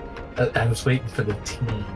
Nope, no team. Wings did not unfurl. The save was very low. It was 15. As you guys are basically trying to hang on to this ice block, as you guys are basically being launched into the air. And as it hits the ground, you guys all go like boof off onto the ground, but you guys are able to, if you got higher than a 15, you're able to like duck and brace yourselves. Less than a 15, you do take a lot of damage. Is this fall damage? It's basically like it's fall damage on steroids. Okay, I have fall damage. Listen, I have wings. I don't know if that counts because I rolled poorly. But so I don't have a lot of hit points left. This is going to go real bad. I will in this case, I will let you have your, like, because you have wings, you're able to maybe slow your fall a little bit. So because you failed to save, you were able to kind of slow your fall, thus reducing the amount of damage that you take. Anybody who has natural flight, which I think Leavier is the only, you used it. It's only for a minute, right? Yeah. Maybe it is. Levitate is. Oh, this isn't where I wanted to be. 10 minutes. You would have lost. Yeah, you would have lost your levitate 10 minutes ago. But you guys go crash landing, 35 points of fall damage, and if you can reduce that damage, however I said you're allowed to reduce it, you can reduce the 35 points by half or however much. As you just go skidding across this cavernous floor, and you see Quajoth like freaking out as the rest of this bile just spews out. You get the notion that like this vomit has been building up inside of it for like over 5 years. That's how long Quajoth is. I'm sorry, how much? 35 or half. 35. Yeah. Okay. I thought that's what you said, but I just wanted to make sure. You said we could reduce it if we had the ability. Yeah. Zenith would like to use his last charge of rage. Okay. Just before impact, with whatever he's going to do, put away the light sword and just not punch, but like elbow shoulder the wall. Like, okay, you're gonna do some damage to me, I'll do some damage to you. Yeah. Well, you were kind of in the middle of the ice wall. You Macho Man Randy Savage the entire thing. Yes. And if you were to, oh yeah.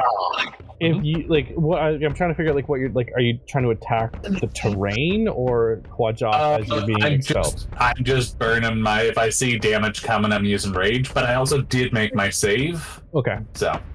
Wait, so you got so angry at the ground that was rushing towards you that you pulled out an elbow drop and made the ground regret its choices? It was a fucking fight with dirt. Fight. Yeah. I mean, sure, I guess. What did the damage get reduced by if we made the save? If you made the save, the damage is reduced by half. It was 35 total. Okay, thank you. Lumiris does have slow fall, so she takes no damage from that. All right. You're just like, it's like, oh no. You're like laying on the ground, like, you're just like sliding backwards as you're going. And you all watch Leovir face plant. Oh no, Leovir! Wing burn back. Sorry, it was very helpful. So the terrain around Quajoth, as you gain your bearings, you see that Quajoth is inside of a hole, as part of its body is like skittering out like a big long Burmese python-like snake. You never really see the end of it, as it's always coiling and twisting around itself.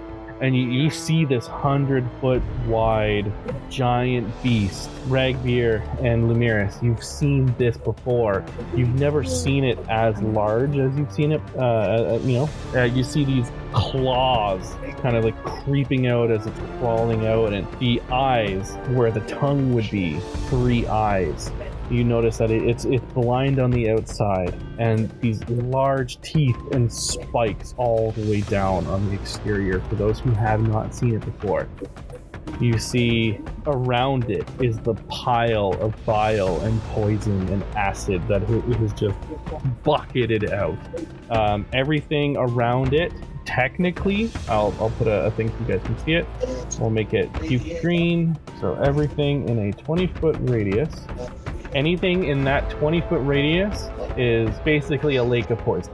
And you see Quajoth as it laughs in this mysterious telepathic way and looks at you all with its 3 eyes, and it makes this loud trill.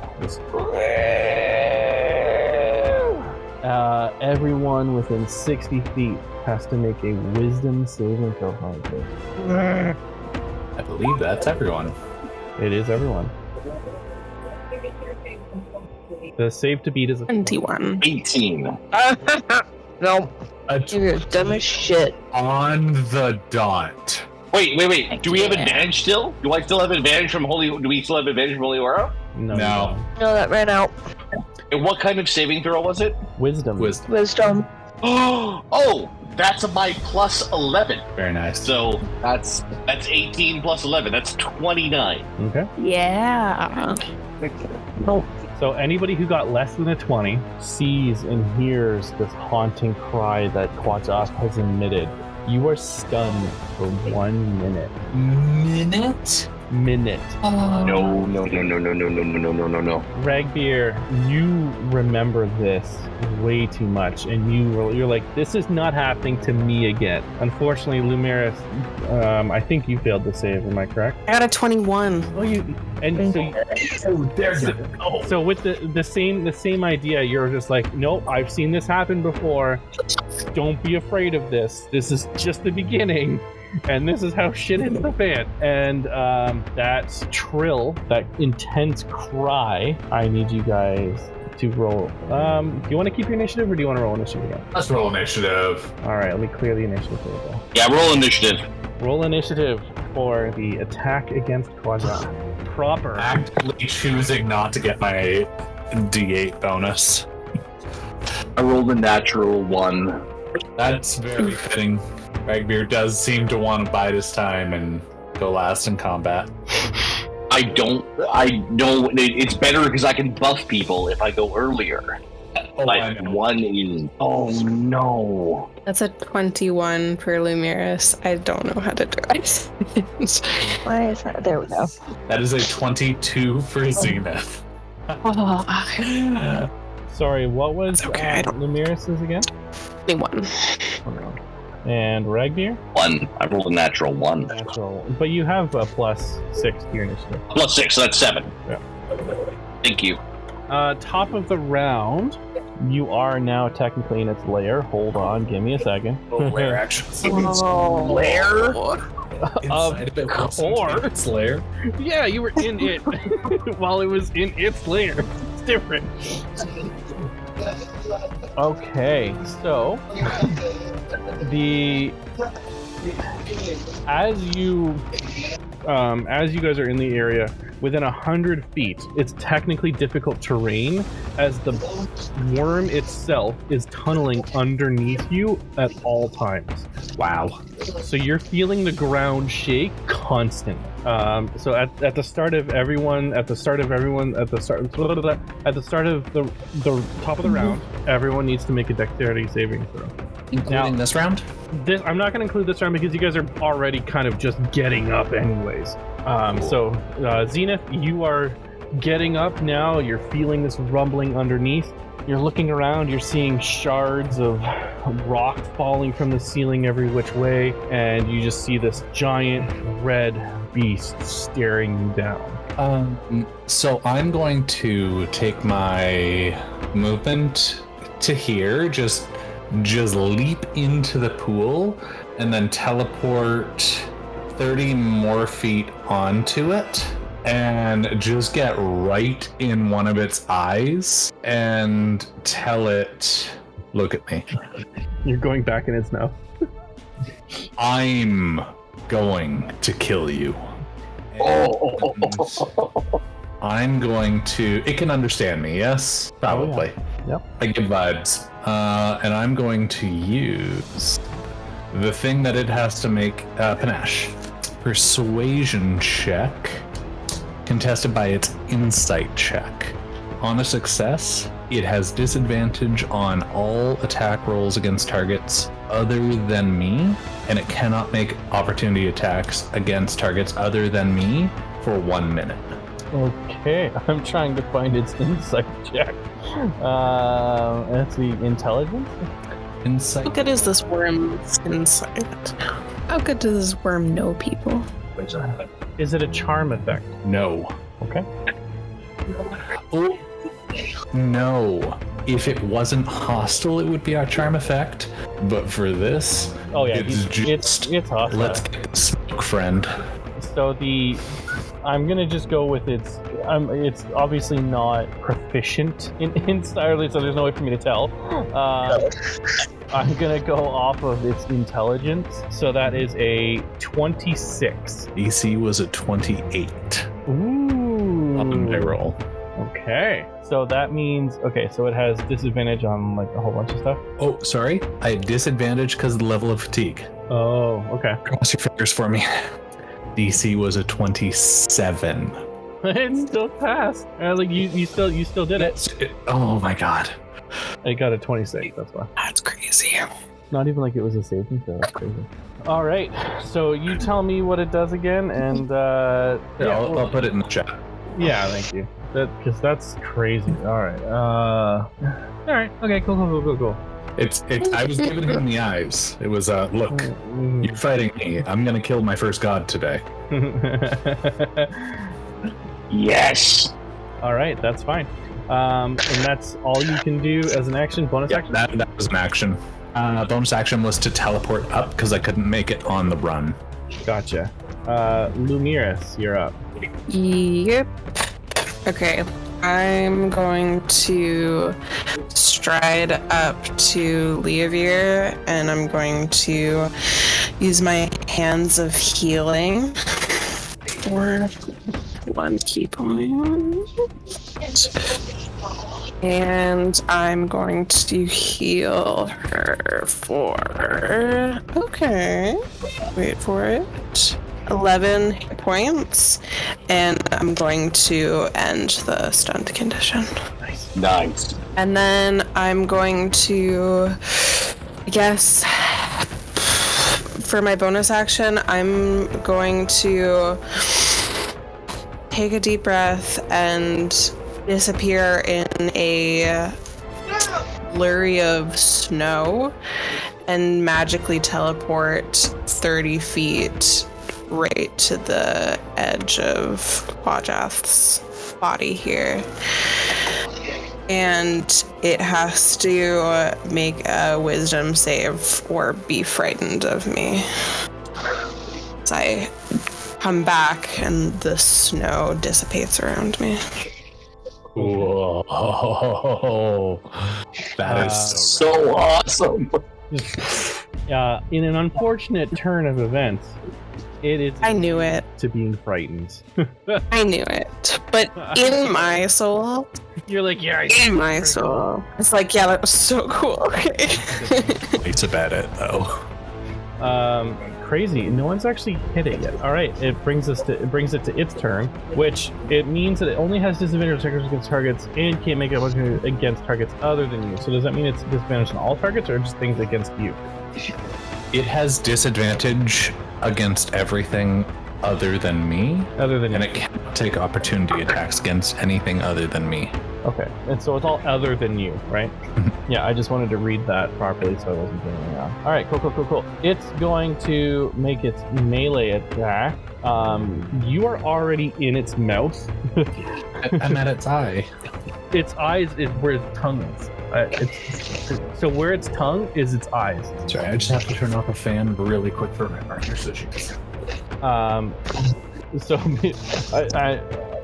I did say where its tongue is where its 3 eyes are. So it's going to try to make its crush. It's going to try to crush me. That's where its eye is. It's going to try and crush me. Yeah. Is that okay? Is that okay? Yeah, are you cool with that? The DM is asking if he can bite you. It's like I give you permission to try. So it's a 7 plus 16 to hit, which is a 22. 7 plus 16. 7. No. 23. 6. 23. 23. I was close. 23 hits. Yeah. All right. So it's going to do 20 points of bludgeoning damage as it just goes against you. Okay. I'm going to use my unnatural resolve to half that, and then I'm going to also uncanny dodge another half of that, or 5 damage. Okay. And so that means even though it still hit you, you are also technically grappled and restrained, as it closes its mouth on you is basically what it did. But now that you are in its mouth, the only thing it can do is make a bite attack against you. And you're going to notice that the bite comes in not top to bottom, but from left to right, as a second set of jaws inside, which is going to be its second attack. So 13 plus 16. I'm going to assume that hits. That should hit. and that is 22 points of piercing damage. Okay. And halved. Yeah, and because just because I used Blessing of the Raven Queen. Because you are in its mouth, I'm sorry to have to do this. Gotta roll a lot of dice. You take 10d6 acid damage. Not even worried. Which is a total of 46 points of acid damage. 46 divided by 2 for Blessing of the Raven Queen is 23. Okay. Thank you, Raven Queen. And we introduced me as an astral elf. I consider myself a void elf because I wanted the template of the Shatterkai. Yeah. And it's going to make that's awesome. Its third attack while it's biting inside of you again. That's going to be 16 plus 16, so 32 to hit, and that's going to be again 22 more points of piercing damage. And we're going to roll that 10d6 again for a total of 41 points of acid damage. Oh my goodness. Well, shit, guys. Another 50 hit points, and he's got me to like half health. Don't be like that. Okay. Don't be like that, Lee. Come on. He says to himself as he's being eaten alive by a god. He's literally being eaten alive by a god. He's like, I got this. That was its 3 attacks. And that is going to end its turn for now. Yeah.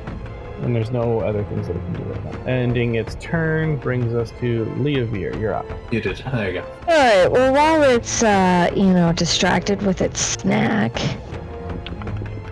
I'm gonna do a good old sneak attack here. 26 hit? 26 does not hit. Does that just count as a first attack? Can I try another 2 times? How does that work if you miss the first time? First of all, I hate that. It's a big worm. The big worm. I know. Its scales are considered like mountains. It's a big worm. It's got very strong natural armor. He's a big boy. Strong. He's strong. Can I answer the question? Do I still get attack 2 and 3? Yeah, oh yeah. You just pew pew pew. Okay. Alright. Well, then I'm gonna try again. Nope. One more time. They're just bouncing off him. Yeah. No. No. Just no. No damage taken whatsoever yet. Are you doing anything as a bonus action? Besides getting angry? No, I don't have anything to do as a bonus action.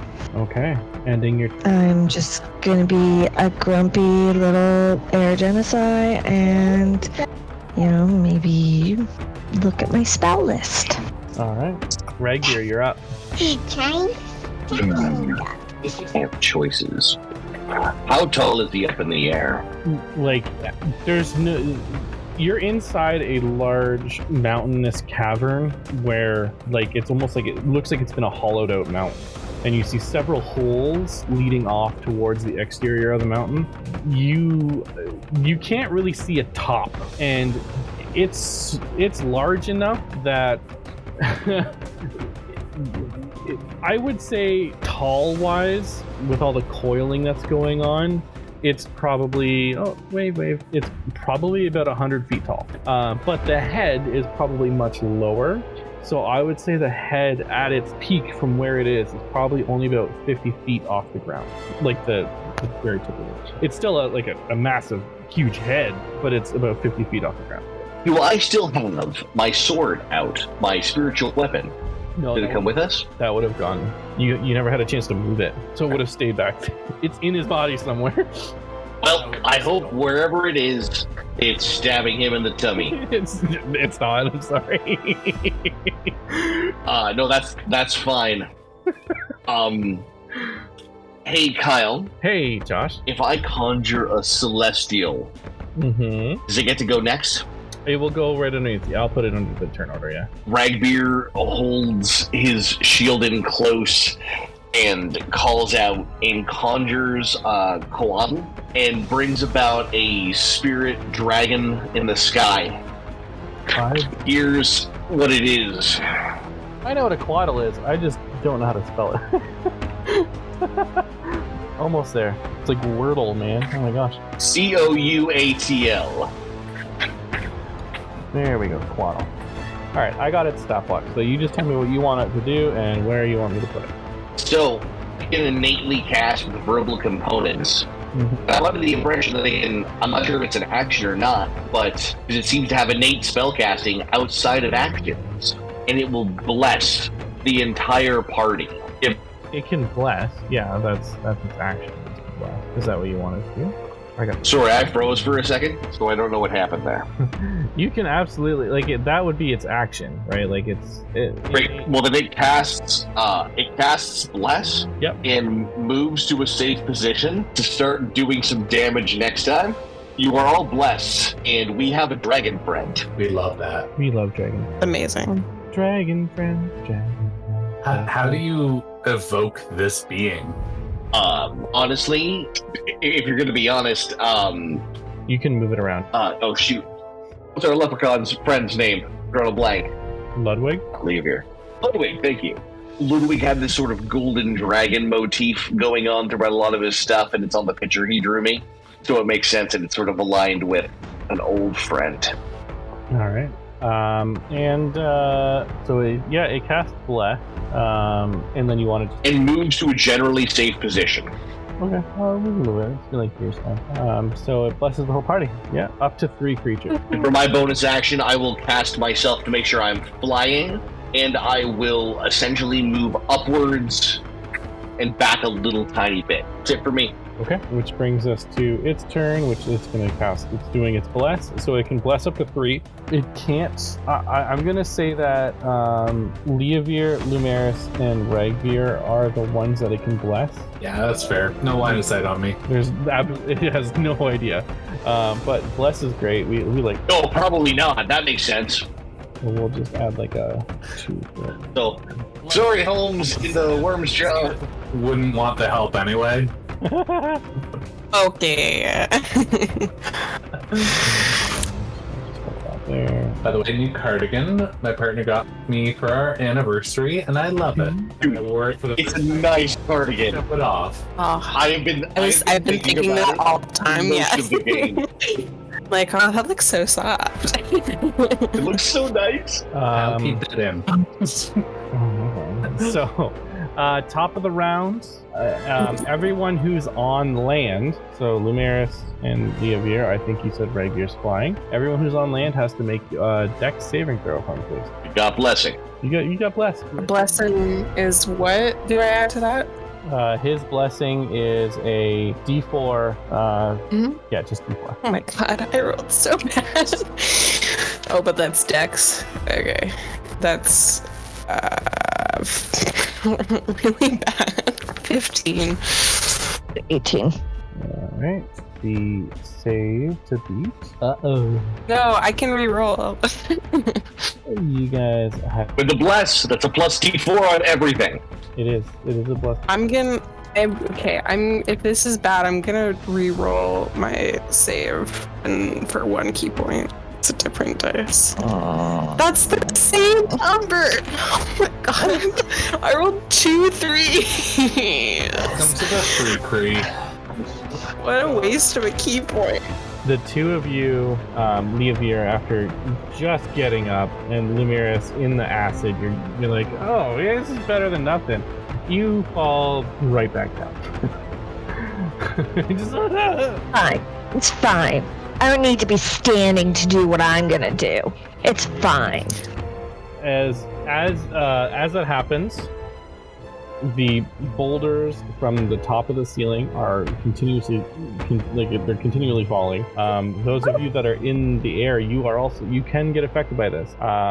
So the two of you that are on the ground, you have disadvantage with this roll unless something gives you advantage. But Ragbeer and your dragon, you have to make another dexterity saving throw for me, please, to avoid the boulders. Sounds like jumping into its mouth was really the smartest move. That was like really smart to do. That's the correct. Dex saving throw, you said? Yeah, dex save. It's the same. It's 20 to beat. For me and my dragon? Are they separate rolls or are they the same roll? Separate. They're separate rolls. Okay, well, one of us got what's Dex save for me?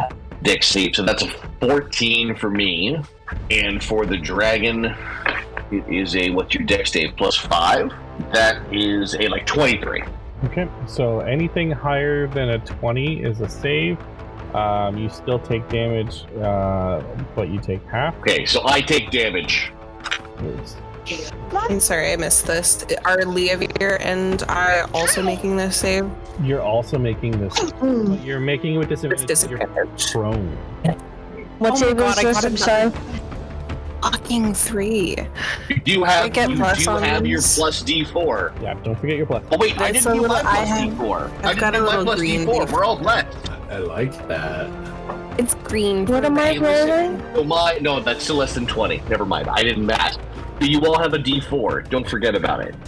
You can use all the time. You are perpetually blessed. Less than 20, you take 24 points of bludgeoning damage as boulder. No, sorry. What was I supposed to roll? Dexterity saving throw with disadvantage because you're prone. Disadvantage. Yeah. Okay. Cool. Not cool, but cool. Okay. So I got 28 first, and then 20. What was I supposed to beat? You're supposed to beat 20. You're good. Oh. Okay. So you take half the 12. So 12 points of damage for you. Yeah, so that's the end of the terrain. Zenith, you're up. Okay. So you are restrained and grappled. Yes, you are restrained, you're grappled, and you're inside. It's better. Well, I think what I'm going to do is what I do best. Mm-hmm. And that is going to be some violence. So I'm going to make a reckless attack against this thing's tongue. Even though I am getting disadvantage, I'm going to reckless for neutral. Yeah. I'm hoping that using the dagger will cause it pain enough to open its mouth for me to see out and use Raven Queen's Blessing and teleport 30 feet. Okay. That's I'll tell you if it works or not. You gotta at least try to hit. Yeah, absolutely. I'm rolling single die because I offset the disadvantage. Yeah. I'm full, making myself go further in to hit a nerve cluster or something, and we'll see. Does an 18 hit?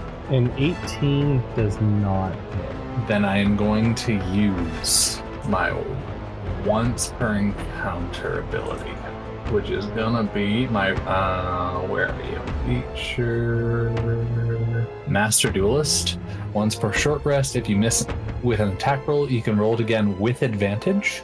I'm rolling with dexterity, so now I do get advantage. All right. That is a 17 and 18 on the die. I'm also going to re-roll the 17 because of an accuracy. Naturally. This is 17 again. That is a 30 to hit. 30 just. You also get your D4. He's not blessed. You're not blessed. Oh, I'm not blessed. A 30 to hit. Just hit. All right. I'll take it. Booming blades the fuck out of this guy. Yeah, go nuts. What are the stats on the dagger? It's a dagger with a D4 cold. I think that's what it is. It's not a strong dagger. It's all the other crap that it does that makes it better. I also don't know the other crap that it does. So it's in your inventory. Is it? Yeah, Bang of the North. Not. It is Bang of the North, right there. You gotta refresh it. Yeah, you might have. Oh, the refresh. That's my bad. Okay. Anyway, so 20, 41, 42, 47 plus 53, 55. I think mostly cold damage, or the sneak attack is counted as cold and piercing. Yep. Do I see an opening in its in its teeth? So, as you do that cold damage, it shrills as you're lunging at its tongue, eye thing, as it's got you grappled in its mouth. And it goes, and it's this loud, trilling echo comes from the bottom of this hole that it is inside. and it opens its mouth, and you see like an exhaust of like cold air exhale out of it, and it's definitely enough for you to Very nice. skadoosh on out. All right, he's blessing the Raven Queen.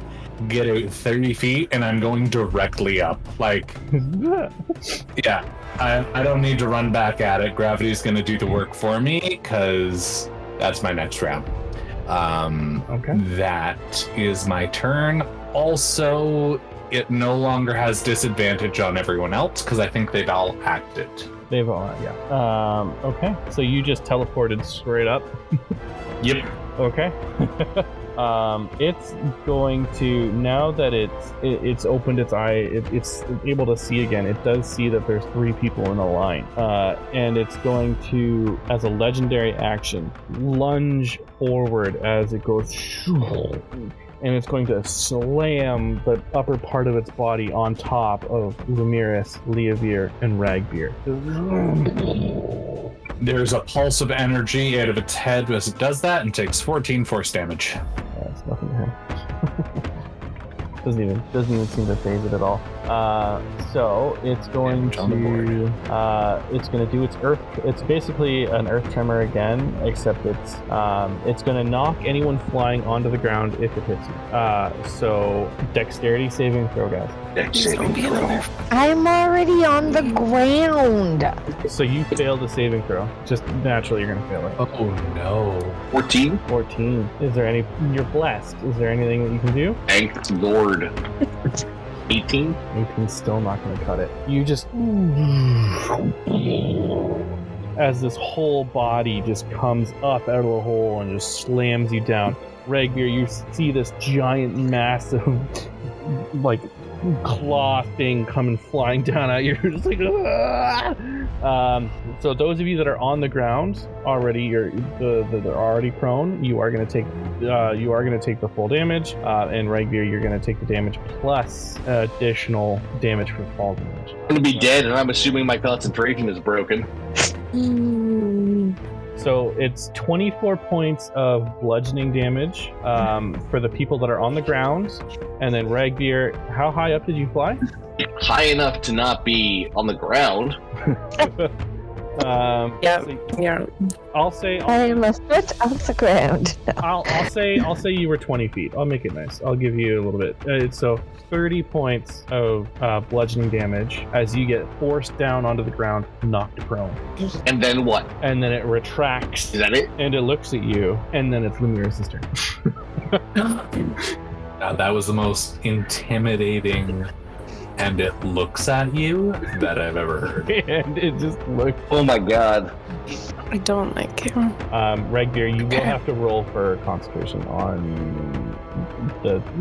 Are you concentrating on anything? You're not concentrating on anything. No, I don't think so. Oh, I am. The Kawailo's concentration. Is it actually? Something Celestial's concentration. Wow. That's crazy. 19 on the die for concentration. Nice. Plus 2, so that's 21 on the 21 for concentration. I think you still say. I think you're fine. I don't know if that counts though. You let me know. I rolled a 21 for concentration. Let's just. No, you're good. You're good. Great. Yeah.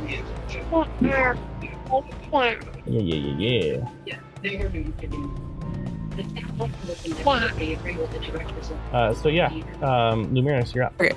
So, I have 60 feet of movement. I'm gonna use 5 feet to stand up from prone with my athlete feet, and then I'm gonna try to just move. So I have 55 feet left. So I'm gonna go like 1, 2, 3, 4, 5, 6. I lost count already. 30. Okay, I got this, guys. Hold on. 35, 40, 45, 50, 55. So that brings me to about here. Overrun. Yeah, there she goes. I'm gonna just, literally just get up and sprint around towards the backside, just sort of spread out a little bit here, because I think this is a bad idea. And then I'm gonna hit it really hard.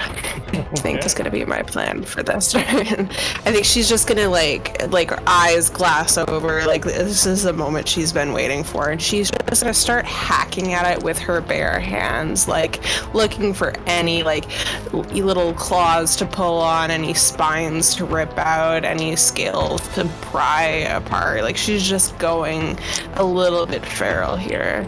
All right. And that is so bad. Okay. So that, okay. My lowest is an 18 to hit. You do get a +4 to your attack rolls. I get a +4 to all of my attack rolls. Okay. Or for the extra math. You have 14. You have to beat a 30 to hit. 18. Okay, so 19, that fails. 16 plus 14, that's a success. 19 plus 14, that's a 33, so that's a success. And then 16 plus 14, that's also... Okay, so that's 3 hits, which is not bad. And then... Okay. I got this. I color-coded all of my dice, so I would not lose track of what I'm doing. So that's 3d10 plus Hands of Harm for an extra necrotic damage. And then... Okay. I think that's all I can do. So that's 10, 16, 22... 22... Do this. 31 plus 24... 55 damage, bludgeoning and necrotic damage. Are your attacks considered magical? They are. Okay, just wanted to double check. Cool. I have magic hands. Magic hands. All right. 55 points of magical punches. Just like ripping this worm apart anywhere that I can. All right. It's going to be its turn if you are done. And on its turn, what is it going to do? It's going to look at the 2 on the ground, and it's going to cast a spelly spell. And I hope it's not going to hurt you guys too much. Counter spell! Oh, okay. I love that energy. Yes! Yes! I'm going to tell you the level of the spell. Don't say something mean. Don't say something mean, Kyle. I'm going to say something slightly mean. No. Is it 9? It's not level 9. If it's higher than 4, I'm going to be mad. I want you to know that. I actually don't know I gotta look it up. It is 8 level.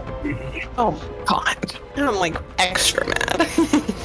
Oh my god, please save us, Ashley. Okay, please so save us, I please need save us, to please do save us. an ability check using my spell. Okay, I have never counterspelled, so walk me through this. Cause yeah, I only have 3rd level, but So counterspell at 3rd level. So when you 4th level or higher, I need to make an ability check using my spell casting ability. the DC equals 10 plus a spell roll. So your DC 18. to successfully counterspell this spell is 18 on your dice, or 18. She has her +4. 18 plus mod. Yep. Okay. So count for this? What? No, Bless's attack and saving throws. I'm wrong. Sorry, no, it doesn't count for this. This is an ability check. Yeah. What? It works. Which dice do I roll? So it's a D20. Child. It's a D20 plus your spell casting ability. So, Is that my what that is for you. Hold on. Where do I find that out? Oh my god. I just go. I got you. All right. So your spellcasting ability is. What the heck? It says fighter. I'm gonna go out on a limb and say it's actually +2. So you need to roll a 16 or higher on your dice. 16 or higher. You can do this. No, I don't have lucky feet, but I do have. Hold on. Dice owe you at this point. My heart is like boom, boom, boom, boom, boom, boom, boom. I am. Nope, that's for saving throws. God. Just want to make sure that I am fully prepared for this roll. Just hoping that maybe there's something wrong here. Dude, just in case. I'm checking. I have a question for you, Kyle. I have an answer. Depending on what it is. Zenith has been using a shield called the Spell Guard Shield. It gives advantage Okay. to all saving throws. It's not a saving throw. It gives disadvantage for anyone making spell attacks. I'm willing to give it up, destroy it, whatever, to just toss that between to give her advantage. Just sacrifice the very rare magic item. Okay, so I just don't. Sorry. It's okay. Don't waste it. I'm going to try. I'm going to try my hardest, my best, and just somebody heal me if I die. I only have 30 points left, but I'm going to try so hard right now. I got you, fam. If I'm alive, you're alive. Okay, and I'm just going to now close my eyes. if you are willing to sacrifice, because that's close. That's close. It's so close. If you're willing to sacrifice your magic weapon, I will allow you to burn this reaction to throw the shield at her. With Bless thrown in, I think that makes sense. You've got a magic creature overseeing this whole thing and being like, goodbye. I am absolutely no hesitation throwing that shield at her. Okay. And just bringing up the second hand onto the sword. So oh no, I draw the dagger. Make your you need to throw it at her, right? So you're gonna have to make you're gonna throw you're throwing the shield. So I'm gonna say it's basically like an attack of opportunity. You're gonna be throwing it. Let's just use dexterity. Just dex, okay. I can use athletics or acrobatics. Maybe I'm proficient in both. I mean you've got. Yeah, just do your dex and then proficiency. Fuck it. Okay. Yeah. 7 plus 5 for 12 plus proficiency is 6. 18. 18 will hit Leovir, causing the shield to break on impact as she's casting counterspell, allowing her. Let me just see the shield, because I might be able to instead of making it so that she has advantage. There we go. It's a good fucking shield. Give her advantage, and then we'll add the AC, the +2 AC. Nice. Awesome. So you have advantage on your roll, and instead of it being a 16, you need to get a 14. May I shout at the top of my lungs as I just fully yeet this shield, which is only really like a bracelet, because I'd always been summoning it with a clutch of the fist. Yeah. Summons mid. Awesome. As I say, this is the first gift I've given. Take it, as the magic impacts around you. All right, so Leovir, you can roll again, and you have to get a 14 or higher. At 22 AC. No.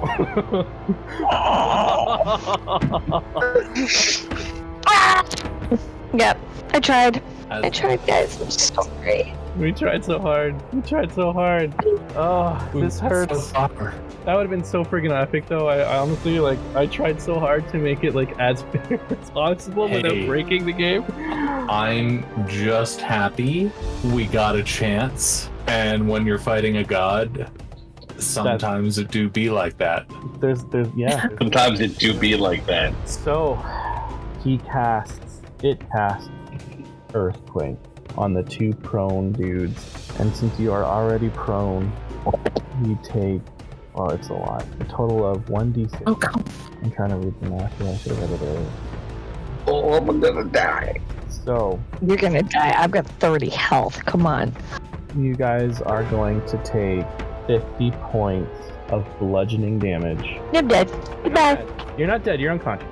50 points of bludgeoning damage, and you are basically considered buried underneath the rubble, requiring a strength check to escape if you can escape. I would say, Leah, you guys are technically 3/4 in cover, so there's a way to get you guys for sure. But if there's a way to reduce the bludgeoning damage for you guys, that's 50 is the way to reduce it. That's 50 is it. And so here's something tricky.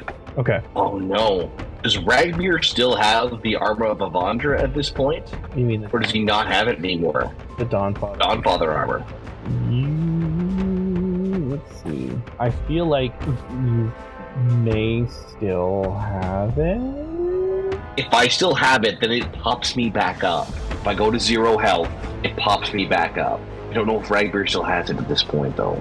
I don't see a reason that may have given it up yet. No, he kind of did that at the end of his career.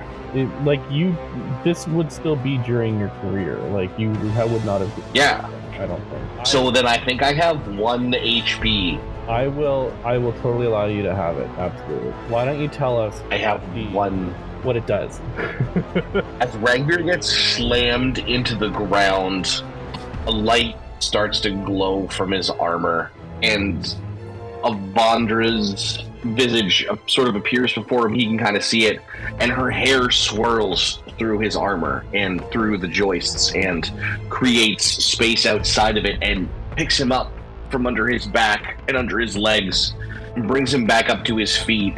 And the hair that has been a symbol for his path, of everyone's path, brings him back up and just points him forward. Nice. So Ragbeer's up. As this earthquake goes, and you guys get pretty much buried under the ground a little bit, your feet are sticking out, Ragbeer just blasts a burst of radiant energy. It does do damage. I know it's a little bit out of its range, but it does take 2d6 radiant damage. Is anyone else up even? Yeah, oh yeah. Okay. You blast out, and I will even say that when you blast out, your wings pop out as you're glowing in this Dawnfather mantle, hovering again 10 feet, just 10 feet off the ground, which ends. That's all. It's just a spell. That's all he could do that turn, and that ends his turn, bringing us to Leavir, who unfortunately has to make a death saving throw. Make the roll, but don't tell anyone. It's just do I have a dice? I could roll for you. Then you'll know. No, I don't want to do that. I don't want to do that at all. Or just roll it in the system.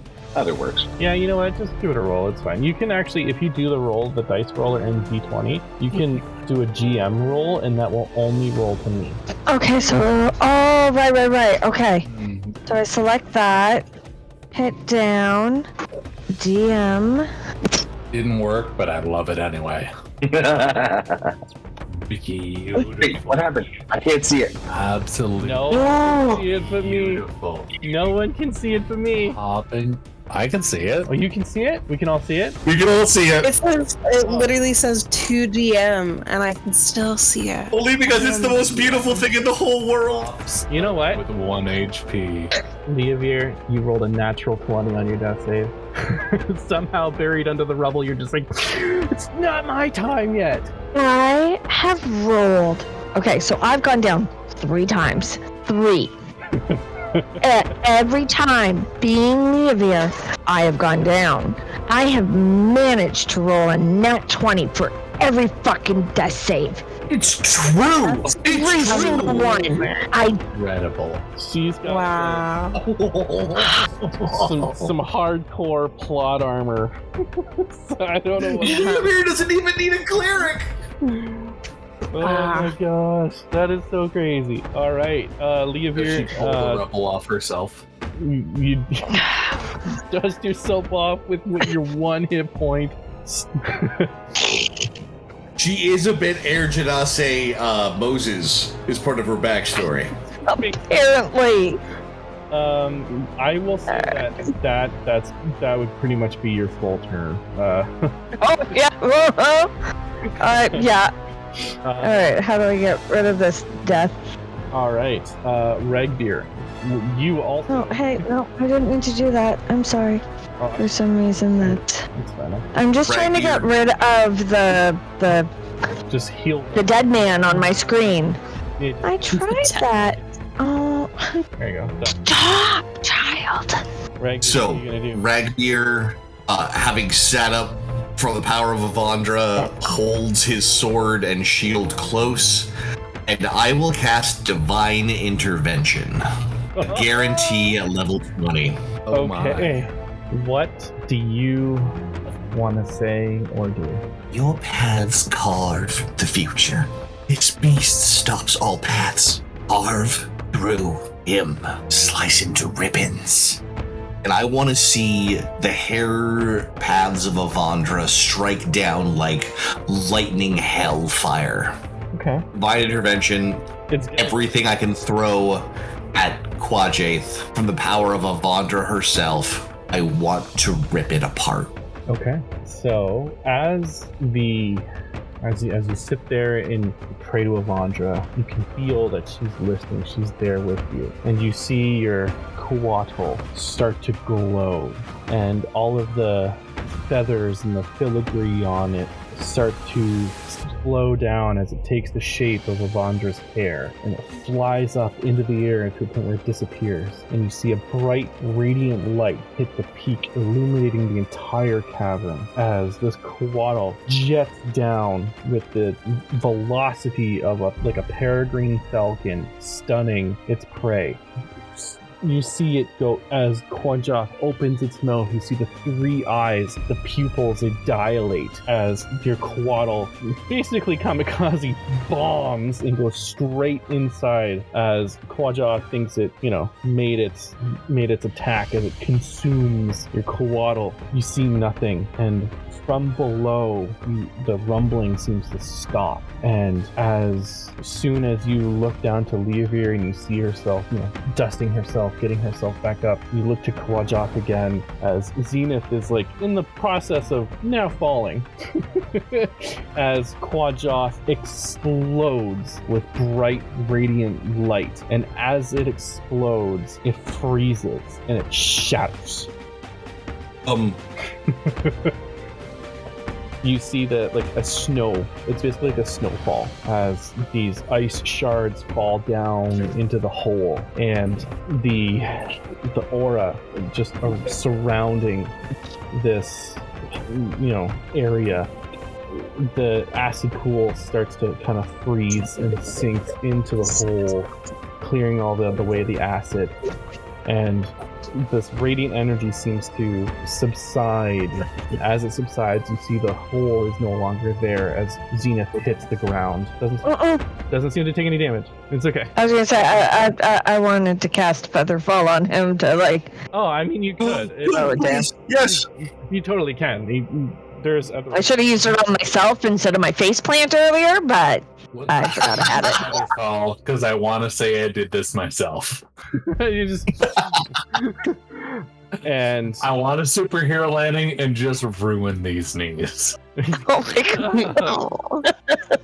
You take 20 d6,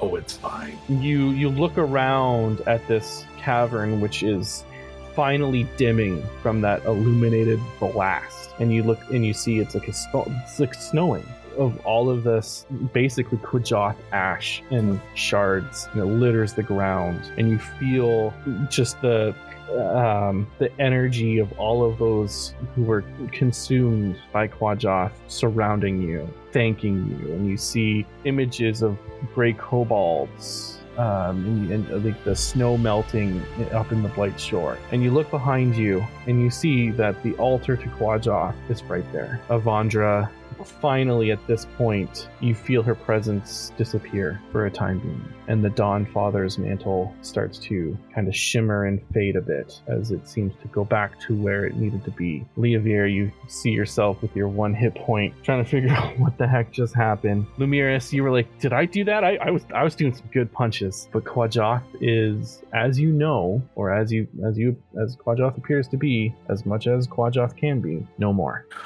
You're just all gonna hear me go, and then slowly lie down on the ground.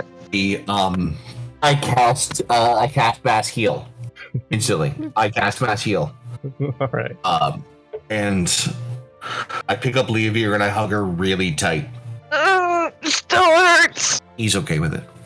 And I look to new party members and Lumiris and Zenith, and Ragbeer says with tears in his eyes, specifically looking at Lumiris, never again. Never again.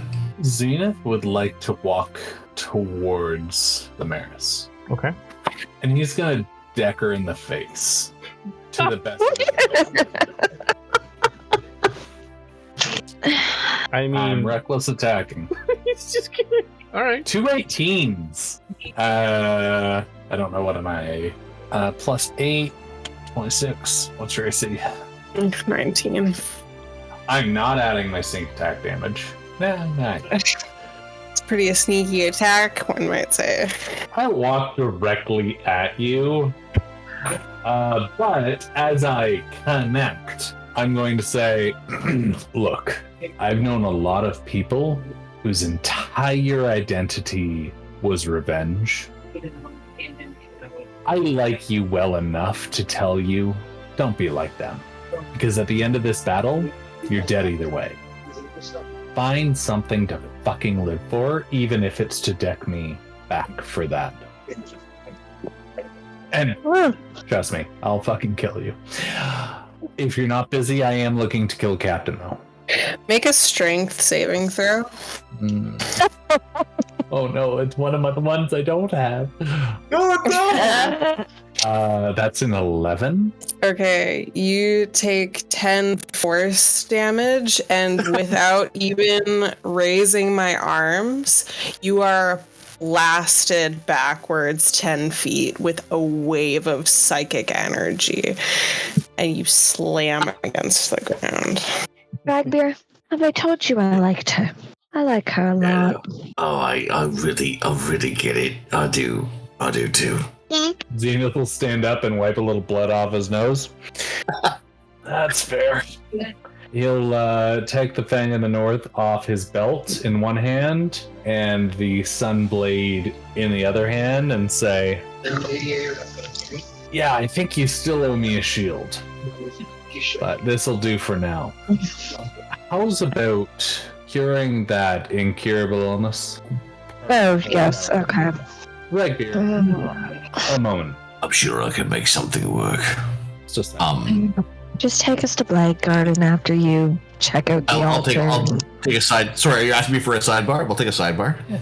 And Zenith would like to have like a little. He'll take a knee as we look over the exploded icicle corpse of the god. Say, you know, I didn't actually expect that we'd kill a god here today, and I was hoping we'd kill 2 more. If that ever comes up, let me know. But if you can't cure this illness, I want you to think very hard about what you've seen today and what I can inflict upon your world, that tiny grove that you've built, in 4 days' time.